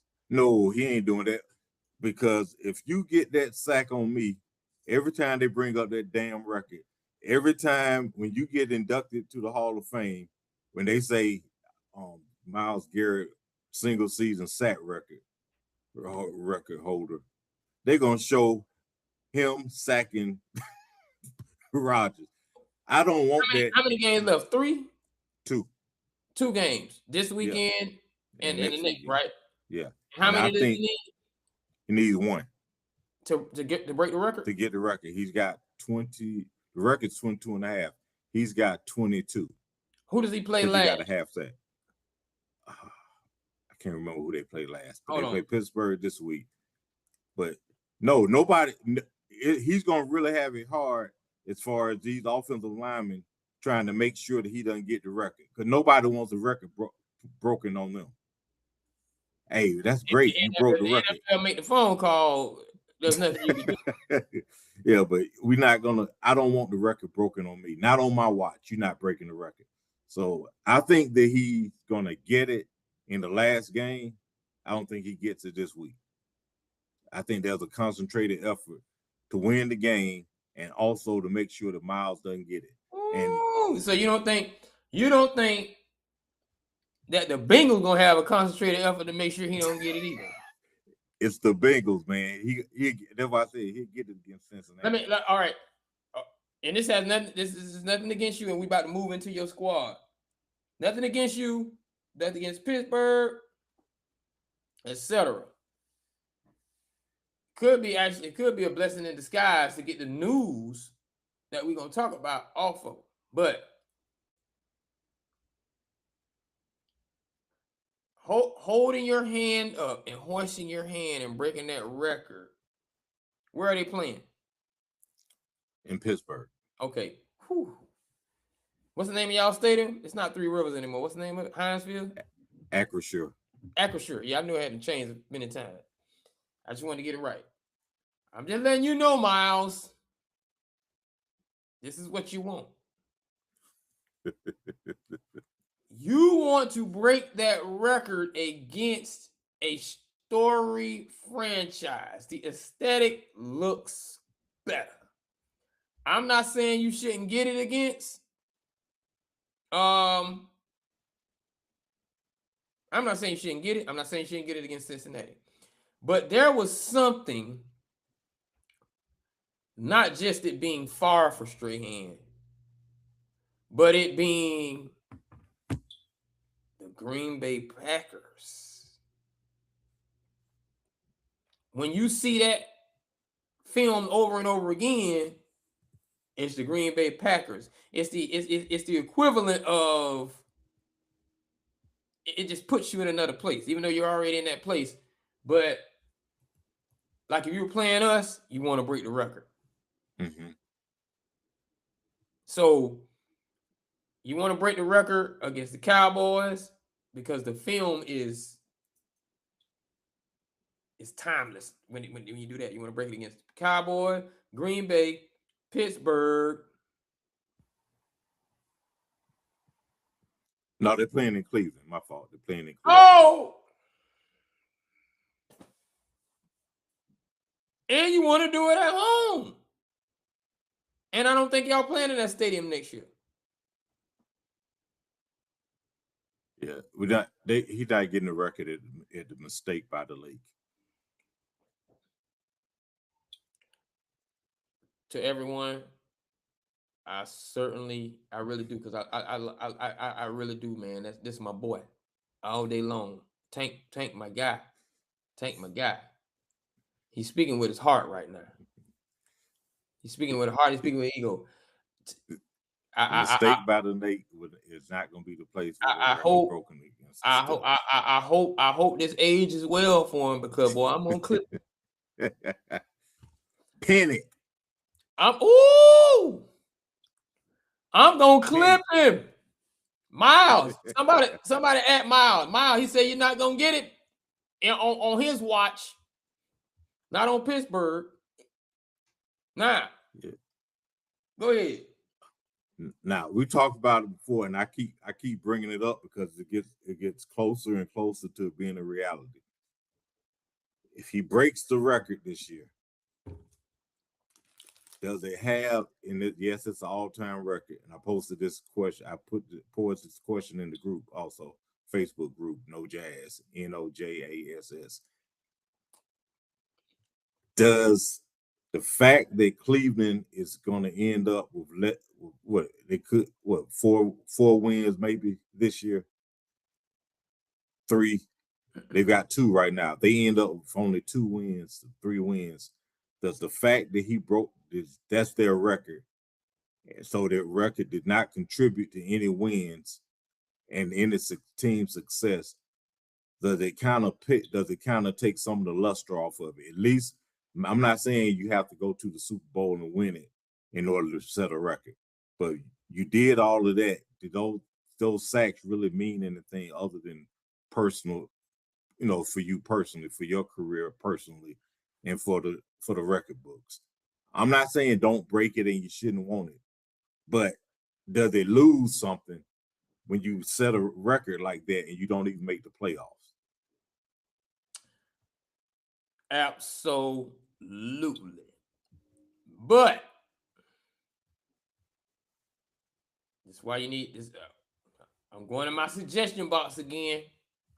I'm bringing out gifts. Somebody tag Miles. Let me tell you how to do this. Symbionoid, Diamondoid, whatever the new ice is that they wearing. Is it Moissanite? Moissanite. Thank you, Tank. It's not the 4-12. You getting the sack record and being 4-12 or whatever, getting that sack record is not gonna have you with diamonds on. But let me tell you how to look like some Moissanite in the club when the lights hit it and they gonna be dancing. Let me tell you how to make it look like some Moissanite for you, Miles, because getting that record and you don't have a winning record and you're getting out for the playoffs is diddly to me personally. But let me get you some Moissanite. Here how you get that Moissanite. You get your sack record at home. We already discussed that. You get your sack record against a storied franchise. You get your sack record you get your sack record, and on film, you are probably with you get it against a Hall of Fame quarterback. And if you can get a win, that's cool. But also, you get it on the same field against a team, against the guy who probably throughout your career has been questioned or argued as 1A and 1B to you as far as pass rushes in y'all generation, and that's TJ Watt. If you can do that, you won't have diamonds, but you'll definitely be wearing some Moissanite. So you got to do it in that regard, because Tank is absolutely right. it really it doesn't sit. It don't sit in history too tough, with a losing record. I don't care what nobody say. Yeah, because it's just like you say, oh, I set the single game rushing record. I rushed for 312 yards. Yeah, but y'all lost 31-10. You know what I'd rather you do? Right. Y'all lost 31-10. Like now, Saquon Barkley not getting a rushing record because he wants to save his body to go on and win a Super Bowl, and that makes sense. Like, say for instance, you were in that same position. Oh Lord, Cleveland, where you could be going for the rushing record. I mean, the sack record, and it's the last game. There's a possibility, you might go around somebody and tear a shoulder and something. I don't want to chance it. We're just gonna end you with 22.5, but y'all going to the playoffs. It has a different type of feel. Yeah. And we're not saying don't break it or we don't want you to break it, because I like seeing history made. So I would like to see it broken. But I do think that I think if you ask Miles, he would tell you, yeah, I would prefer to be in the playoffs as opposed to having a record. And when someone asked him that, he looked at them like they was crazy. Somebody, with you being possibly breaking the record, does it have any effect on the fact that you all are 4-12 and it's not going to? And he just looked at him like, I want to win, just like anybody else. Yeah. We're 4-2. I want to win. So that is the most important thing to him. But the glamour of it at this point, it's just gonna look like a broken sack record, and y'all got a losing record if you do it against Cincinnati. You want to make it look like some more tonight? Do it against Pittsburgh. That's all I'm saying. Do it against Pittsburgh. It's gonna live forever, ever. It's gonna live, boy. I'm telling you, man. It's gonna live. Now, this is a great segue, but I'm gonna come back to Pittsburgh.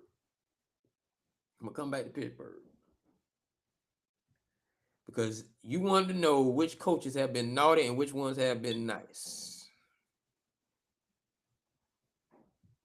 I'm gonna answer. Raheem Morris. That was mine.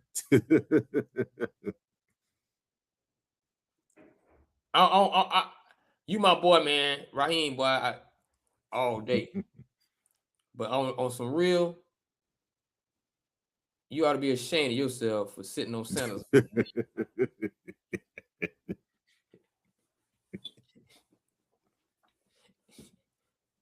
For even sitting on Santa's knee this year. And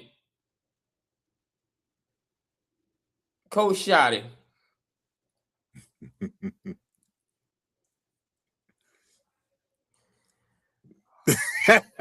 I can see the pain in your eyes.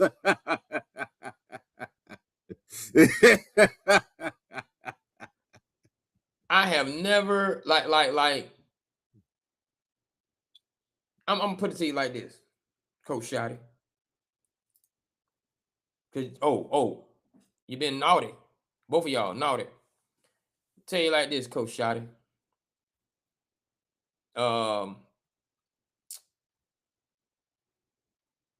Iron sharpens iron. Iron sharpens iron. It's just what it is. And you can say what you want about Eberflus, and you and those fans can say what y'all want about but the defense can't score points and the offense scoring all the points. That gonna need to score 40. Iron sharpens iron. There is no way I'm gonna have the number one offense or a top 3 ranked offense, and we can stop playing and still be top 3 numerically. We ain't got to play the last 2 games. Some stupid, right? Dak throwing for all them yards.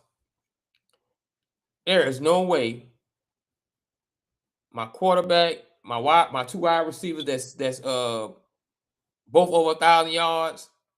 I think I got 1,000-yard rusher. He supposed to have 1,000. Yeah, he's over 1,000. There is no way when iron sharpens iron, and we sitting across from our defense in practice, and I don't say timeout. I'm about to chop this defense up. What are y'all running? Because if this is what y'all running, I'm about to show you what I'm gonna do to you. And this is probably what, if I see this is what the opposing team gonna see. Switch this up. Wide receivers. Hey man, you know why I'm beating you like this in practice? How about you try this? How about you guard me like this? Because I'm one of the best receivers in the league. But if I'm one of the best receivers in the league, I'm giving it to them, just like I'm giving it to you. So this may help you tactically by guarding me. So when you say, oh, you can't blame the deep, can't blame the offense. Yes, the fuck you can. Because who am I as a team? Who am I as a teammate that I'm not trying to make you better, which will eventually make us better on Sunday? Mm-hmm. Coach Shoddy, you naughty for not getting in the film room and not putting your C's, your captains and your leaders in the room with their defensive guys saying, hey man, you know what? Can you work on his craft a little bit? Like what are you? Oh yeah, when y'all see this, what do you see? You're not talking to Eberflus. I'm not gonna lie, Eberflus. If I saw that, we gonna chop that up like this. So I know if I see it, they gonna see it. You didn't do that? No, you didn't do it. That's why you naughty. That's why you naughty. Point blank, period. That's all to it. Now, hold on.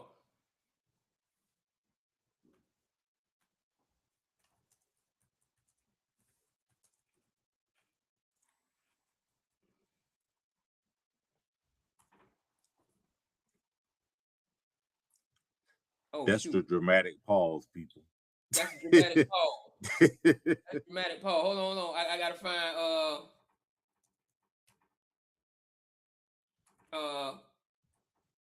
my knife. So what you basically saying is okay. Shoddy is gonna have a lump of coal in his stocking in the morning. He don't even deserve that. A coal could turn into a diamond. I don't want to have that. But my nice coaches, McVay, you've been nice.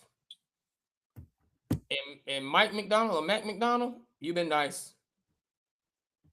You've been nice. You've been getting them boys up to play. I'm giving you credit. I'm giving you credit, boy. Y'all been nice. Go ahead, Tank. My naughty coach has got to be Aaron Glenn. You were an outstanding defensive back when you were playing. How in the Hades are we two games away from the season being over and your defense doesn't have a single damn interception? You can fall into an interception. They have no interceptions this whole season. Aaron Glenn played DB, right? Yeah. Oh, that doesn't even sound right. A Pro Bowl DB. A good DB. How can your defense not have a single interception? You know how, well, I guess you do know how bad you have to be in order to have that because you live in it. I mean, that's one of those stats that shouldn't even be a stat because somebody's going to fall into one. Somebody's going to get one gifted to them just like this. Somebody's going to get a Larry Brown special. And they haven't been able to do that. So, yeah, and also you've been naughty because, man, you know. I know you. That's where you played. That's who drafted you, but you knew better than to take that job. That place is where quarterbacks and coaches, they go to die. The careers go to die. That's why Saleh is glad to be back in San Francisco after they got rid of him in New York. I'm sure Sauce, in spite of things going downhill since he left, I'm sure Sauce is glad to get the heck up out of New York, even though it was Indianapolis. I'm sure he's glad to be there instead of stuck in. Yeah, you should have taken that job, nor should your defense be so bad that they can't pick off a single pass. So yeah, you've been naughty. Now who's been nice? And this man, until he wins something, he's gonna wear this albatross around his neck. I have to give it to you. Shanahan, you've been nice this year. You've been nice with the injuries. I was gonna get injuries, but I had you had him. Yeah, Shanahan been nice. With all of those injuries that Frisco has had, the reclamation project that you got with Matt Jones, and now you got him poised to get paid next year. And now you're back to Brock Purdy as your starter, and he's been doing his job. And the fact people were saying, well, I think they overpaid Purdy because look at Jones. That is not just the Shanahan system. That is Shanahan's coaching. And losing all the defensive players you lost, losing Fred Warner, losing other folks, your defense is still hellacious. Your offense is still producing. And you have kept Christian McCaffrey healthy this year. In spite of his 392 touches so far, you've kept him healthy. You got a road wide receiver that y'all paid all this money to, who decides after he gets his money that he basically quit on the team and want to get traded. And your passing game had missed a beat. So yeah, Shanahan has been nice this year. So yeah, that's my naughty and that's my nice. That's your naughty and that's your nice. Now, big story. Big. And it's huge. Humongous. And it shouldn't be the big story, but it is, because it's going to lead us out of this thing.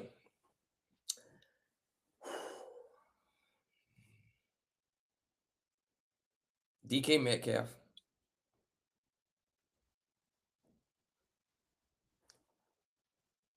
Tell him what DK Metcalf did. And tell him how many games he got suspended. Metcalf has been suspended for 2 games at a cost of $555,000. And he has voided, or they could void, $45 million of guaranteed money from his contract for conduct detrimental to the team because of an incident. Now he can make that $45 million back in incentives and production and all of that. So it's not like he can't get it. And they also have the ability to say, hey, because DK never been in trouble. He's not one of those diva trouble receivers who's always getting into something. They could say, hey, that's a one-off. We're gonna still honor that $45 million. Now the problem is DK went to the stands. A fan who he says called his mother the C word. And for those of you who don't know what the C word is, it rhymes with aunt. Oh, and called him the N word. And we're not talking. Did it rhyme with trigger and jigger? Yeah. So in retaliation, he swung. He didn't miss. He in retaliation, he did the same thing that Jake Paul did. He swung, but he missed. But he missed, and then he got hit with this $500,000, this $500,000 fine. That landed clean. Yeah. So he lost 46. So if everything holds up, he lost $45.5 million on a punch that didn't land. Now, we can't condone that kind of language and calling somebody that because you shouldn't. But, and I know as a black man that if you use that word of me, hey, I'm gonna swing too. But the difference is he left where he should have been. He shouldn't have been over there in the first place. Ooh, there we go. Talk. He shouldn't have been over there in the first place. He should have had his behind on the bench, resting up, getting ready for the next series, instead of walking over there. Because that's one of those things where there's a fight going on, and and the fight stops, so you leave, and it's over, and you decide, okay, well, let me go get my gun, and I'm gonna come back. The fight is over, but I'm gonna get my gun. I'm gonna come back, and I'm gonna fire off a round. That's when you're in trouble because it's no longer it's not self-defense. He actually walked himself over into that issue. What he should have done was call security. But the backstory that's interesting is when he was in Seattle last year, the same person called him some words, and he filed a complaint to have the guy removed from the stadium. So it's crazy to me that the same guy shows up again and does that. And what's even, sick people. But for me, the fact that you knew that was the same guy who did that before, and you go over there. I'm sorry. I'm not giving up $45.5 million. No, because of that. If it's that bad, hey, catch me outside, homie. I take my pads off, and you can catch me out by the team bus, and I can dribble you up and down. But other than that, hey, I'm not doing it. But come down to the field. Come on the field, then we can handle it. But I'm not going over to the stands. And I'm sure the league is going to probably do something and say and tell players you're no longer allowed to go over there to the stands during the game. Because exactly. You can't do that. You can't do that. And I'm sure that I wouldn't be surprised for them to pass that. And that means you can't go to the stands and give a kid a jersey. You can't go and sign an autograph. You can't do any of that while the game is going on. So that guy was wrong for what he did, but DK was wronger for going over there in the first place. Shouldn't have been over there. Yeah, and the fact that now I'm glad that Pittsburgh picked up Thielen and MVS because Scotty Miller stepped up last week because we lose DK for 2 games. He lost his appeal, so he's out for 2 games. So that gives us 2 proven receivers that can help us over these next 2 games. So DK needs to approach this. And tune up for the playoffs that you all always seem to find yourself in the mix of to keep Mike T from being on the naughty list. Yeah. So he needs to look at this as a time to get, if he's hurt, to get healthy and to get his mind right. But excuse me. But DK was wrong as far as going and doing that. But it's crazy that this same guy has done that before. And video showed up of the guy saying, hey, that was the plan. As far as DK doing that. Now DK is looking at a possible lawsuit if the guy decides he wants to sue. Because, hey, I said this, but you swung at me. But he swung, but he didn't hit him. So maybe that hopefully it doesn't come to litigation. But DK, you gotta be smarter than that. You can't do that. Don't. I can do it and go and find another job. I'm not gonna want to. I'm gonna hate that business, but you gave up $45.5 million. Potentially $45.5 million. Oh, it's a dummy. It's a dummy in the chat and in the comments. Like, why you all in that man pocket? That man ain't earned $45 million. You know how they talk. Ask DK or ask anybody else how they feel if they lose $45 million. Even a billionaire, they might say, well, it ain't a lot, but a billionaire is not going to be happy about losing $45 million either. 45 million is 45 million. People confuse.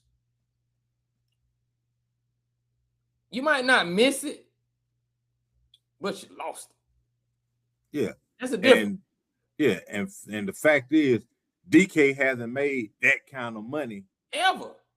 Yeah, to be it ain't 45 million. I'm sure that $500,000 hurt.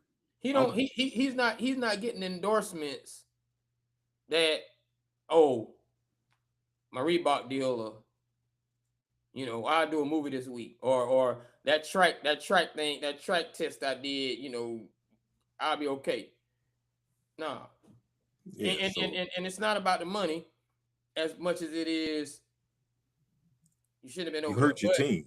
Yeah, and you hurt your team. If heaven forbid we lose to Cleveland this week because the passing game is underwhelming, it's like, dang, man, DK, if you had been in there, hey, there was some plays that you would have made that these other guys can't make. If you don't, exactly, it's going to be an area where, wow, we missed DK in that moment. You may have some, and that's what you don't want. That's what you don't want, especially against division rivals. Exactly. And that's back-to-back division rivals. Hey, a three and out, you all might not have had. What you on the field could be the difference. In a game, Yeah, your route running ability might give them something extra to send an extra pass rusher to free up Miles to get in. Yeah, and now with him out, Arthur Smith might revert back to doing that Pop Warner offense after 3 weeks of playing the NFL, putting out the NFL offense. So yeah, man, it's bad. You don't want to hurt your team going in, period, but you definitely don't want to do it on the playoff push. Absolutely. Well, at any rate, and I'm not going to do it this week. I'm just going to announce that there won't be a twin from me. It'll just be in the notes.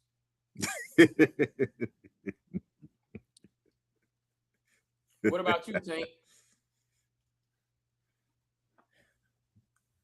I'm trying to remember. I can't remember his name now. But don't worry about it. It's the backup quarterback, but it's a backup quarterback. So here's what's going on, because here's the situation. The stores are now closing. The people are like, hey man, we got families too. Can you please find your last items and bring them to the counter? That's what 7:30 to 8:30 on December 24th is all about. We want to get home and be with our family. We want to start cooking. So, for our last words, we're going to let them cook. So, Tank, give these people your final words as we close out. I just want to say I'm happy with what the Steelers are doing the past few weeks. I'm happy with Mike Tomlin, with what he's doing. And it looks like the plan is all coming together. They look like a professional team. They're doing it with guys that being out. Tomlin is showing once again why he is a very good coach. Arthur Smith is, he's looked like a NFL caliber offensive coordinator, and hopefully if things go right, because I'm still not a Smith fan, hopefully if things go right, he gets offered a head coaching job somewhere. We can get rid of him without firing him. But other than that, hey, enjoy your holiday tomorrow. Enjoy your Christmas. Merry Christmas to all y'all. Thanks for tuning in. Thanks for tuning in, not just today, but this year, because you all could have done a whole lot of other things. You could have been watching and listening to a lot of other things, but instead you chosen to spend it with little old us, and we appreciate it. And we appreciate it, and we look at you all as being our gift. Absolutely. Shout out to Tank and his family this holiday day. Weekend. Jesus. Now, midweek. Right. For my final words, I'm gonna say this.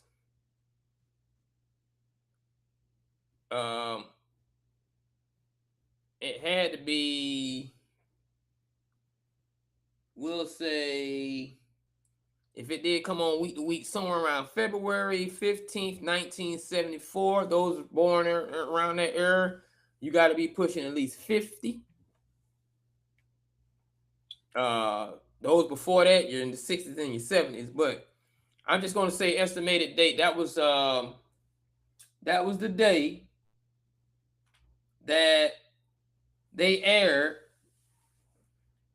episode 2, season 1 of Good Times.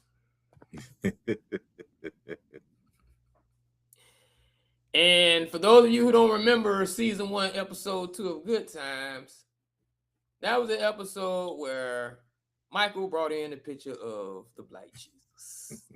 That's Ned the Wino. That's Ned the Wino. And the discussion of the Black Jesus is not a Michael Jordan. It's not Jesus Shuttlesworth. It's not the guy that Jake Shuttlesworth named him after. I forgot who it was that was on the court. Not him. We're talking about Black Jesus. We're talking about biblically, his skin was of bronze, his hair was of wool. 1974. Right? Mm-hmm. Now, what I'm getting at is this. In 1974, there was a lot of resistance, even in the Black community, because a lot of Black people had Caesar's Genario, whatever his name was, up in their church, and they looked at the white Jesus, right?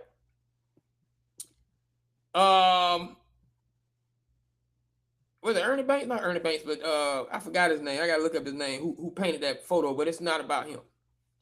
Mm-hmm. I just want people to understand that there was brown and black paint before that photo. Norman Lear, shout out to Norman Lear, and Rob Reiner, all of that, falling into place with that. He spawned Rob. But there was black and brown paint before that photo, right? So someone had already, years prior to that, painted Jesus black. And a lot of people painted Jesus black in their mind.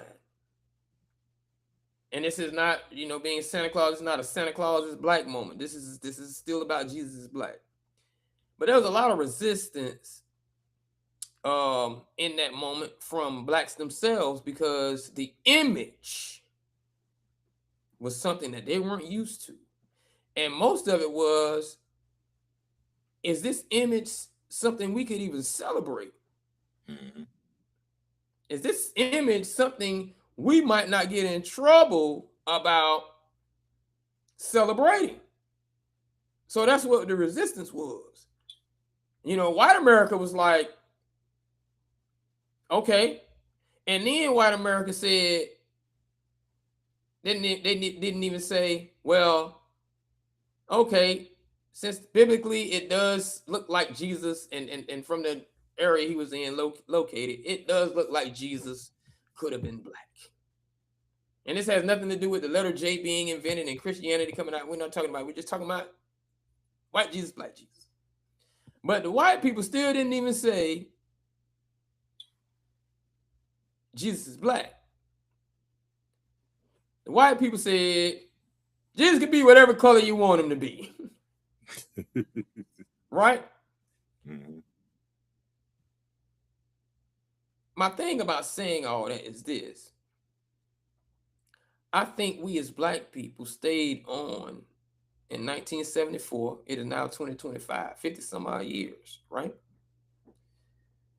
I think we stayed on Black Jesus too long.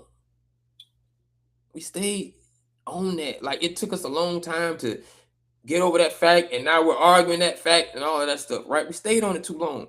Because I believe the day after, I believe February 9th, somebody should have said, okay, Jesus is Black, cool. But Jesus is also energy. See, that's the metaphor. Whatever you want to depict him of, or whatever depiction you want to give him, that makes you get to that level that you want to get on to believe everything you want to believe. You're going to win the lotto tonight and do all the things you're going to do. It's the energy that changes the moment. And I watch people, the Kirk guy and the people who leave their dorm rooms, and they see a guy over there who's done all he needs to do to make sure he can go on that campus and speak his mind and do all those things and promote whatever ideology that he wants on his platform on that college campus. And I see him put up a microphone, and yes, they love that debate. They love that resistance because they want you to come to them and give them something that they've been practicing. They've practiced verbally jousting with you to get back at you, to put that on their platform. And maybe even you were trying to put that on your platform to give them more energy.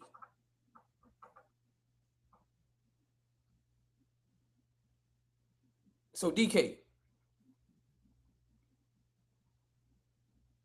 that was 50 years ago. I'm not saying you shouldn't be called out of your name. I'm not saying your mama should be called out of your name. But the energy of the moment, with you being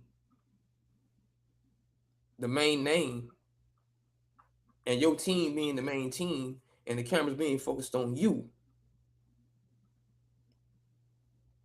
you gave that man something he didn't deserve. Mm-hmm. And that was your energy.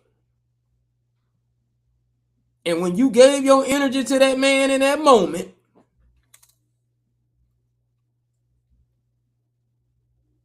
that's when you lost. I don't know what it is in the human makeup that makes us want to go over there to people who are in their own motion, doing what they're doing, and give them that energy. Because last I checked, just like they said, if a tree falls in the forest and no one is around, doesn't make a sound.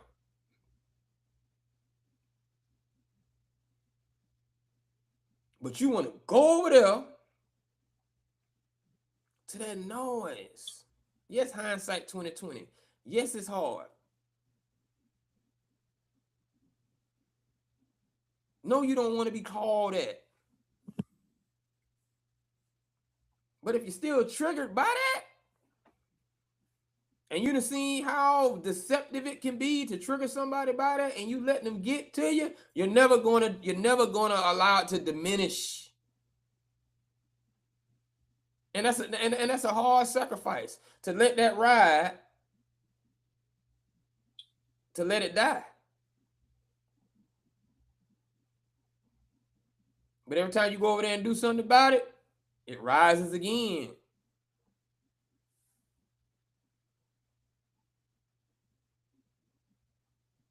You can't let that person steal your joy, man. You can't let that person steal your energy. You can't let that person steal your 45 million.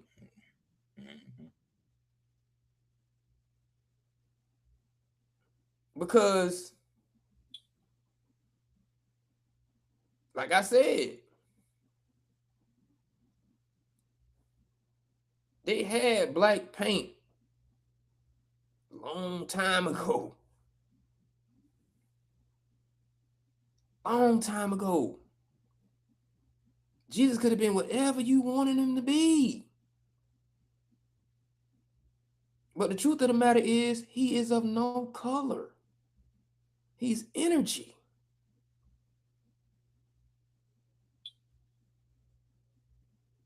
And you can't let nobody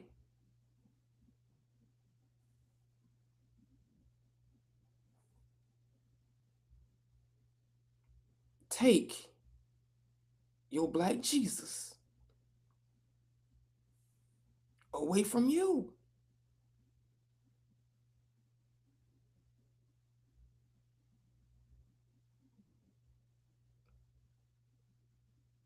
This has been the No Jazz Show. NOJASSSHOW. Please make sure you like, comment, subscribe, follow us on YouTube, Facebook, DUPONTNIVEK.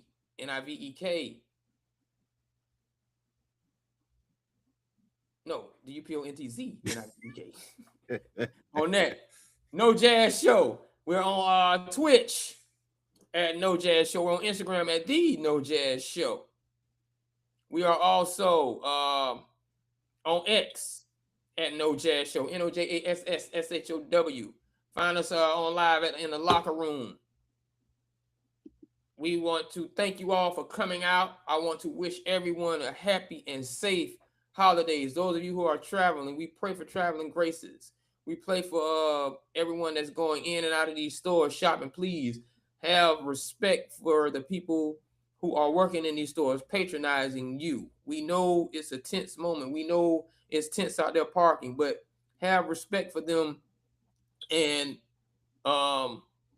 please allow those people to get home to their families, so they can celebrate these holidays and this time with their families for this long day that will be December 25th in a few hours, and Christmas to the kids.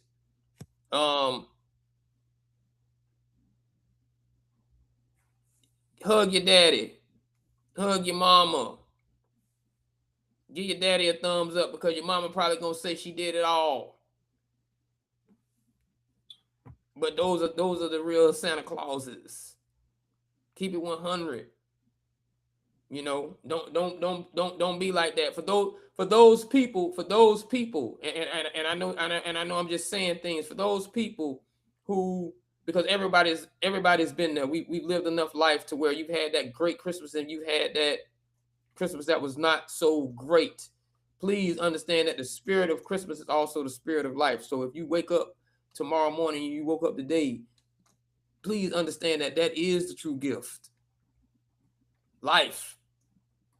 You know, we are in a holiday situation to where a man that gave his life, we're celebrating his birthday, but we're the ones getting the gift. So understand that, you know, that everlasting life, that sacrifice that he made, you know, biblically and in the story, for those of you who believe in it or not, it's the season. It's what it is. You too, be happy with life, that you have it.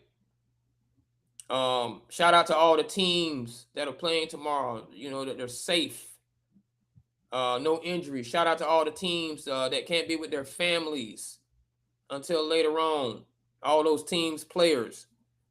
I think the NBA plays on Christmas Day too, right? Yeah. Yeah, some teams that play. Shout out to all the college kids who are going to be only spending half the time with their family, because you got to go to practice and you got to focus on the game. You can't eat, you know. But the business of football and sports remains what it is. So shout out to you all for the sacrifices that you all make to entertain us as fans, to give us something to argue and talk about after 1 or 2 shots of liquor.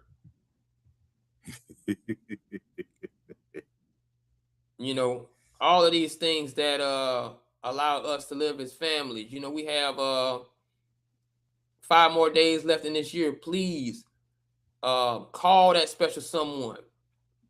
Call that unspecial someone. Apologize to that someone. Forgive. You know, do all those things that this season brings about that allows us to cherish the time that we have. And for a lot of people, I understand that every day to a lot of people is a holiday. and you don't want to just recognize one day. However, when the spirits and are vibrating this high together, you know, don't be the one that diminishes it, you know, with all of your woke thoughts. If these people want to take that sugar pill and think it heals them, don't take that sugar pill from them. That's all I'm saying, man. You know, everybody just be on one accord and be happy.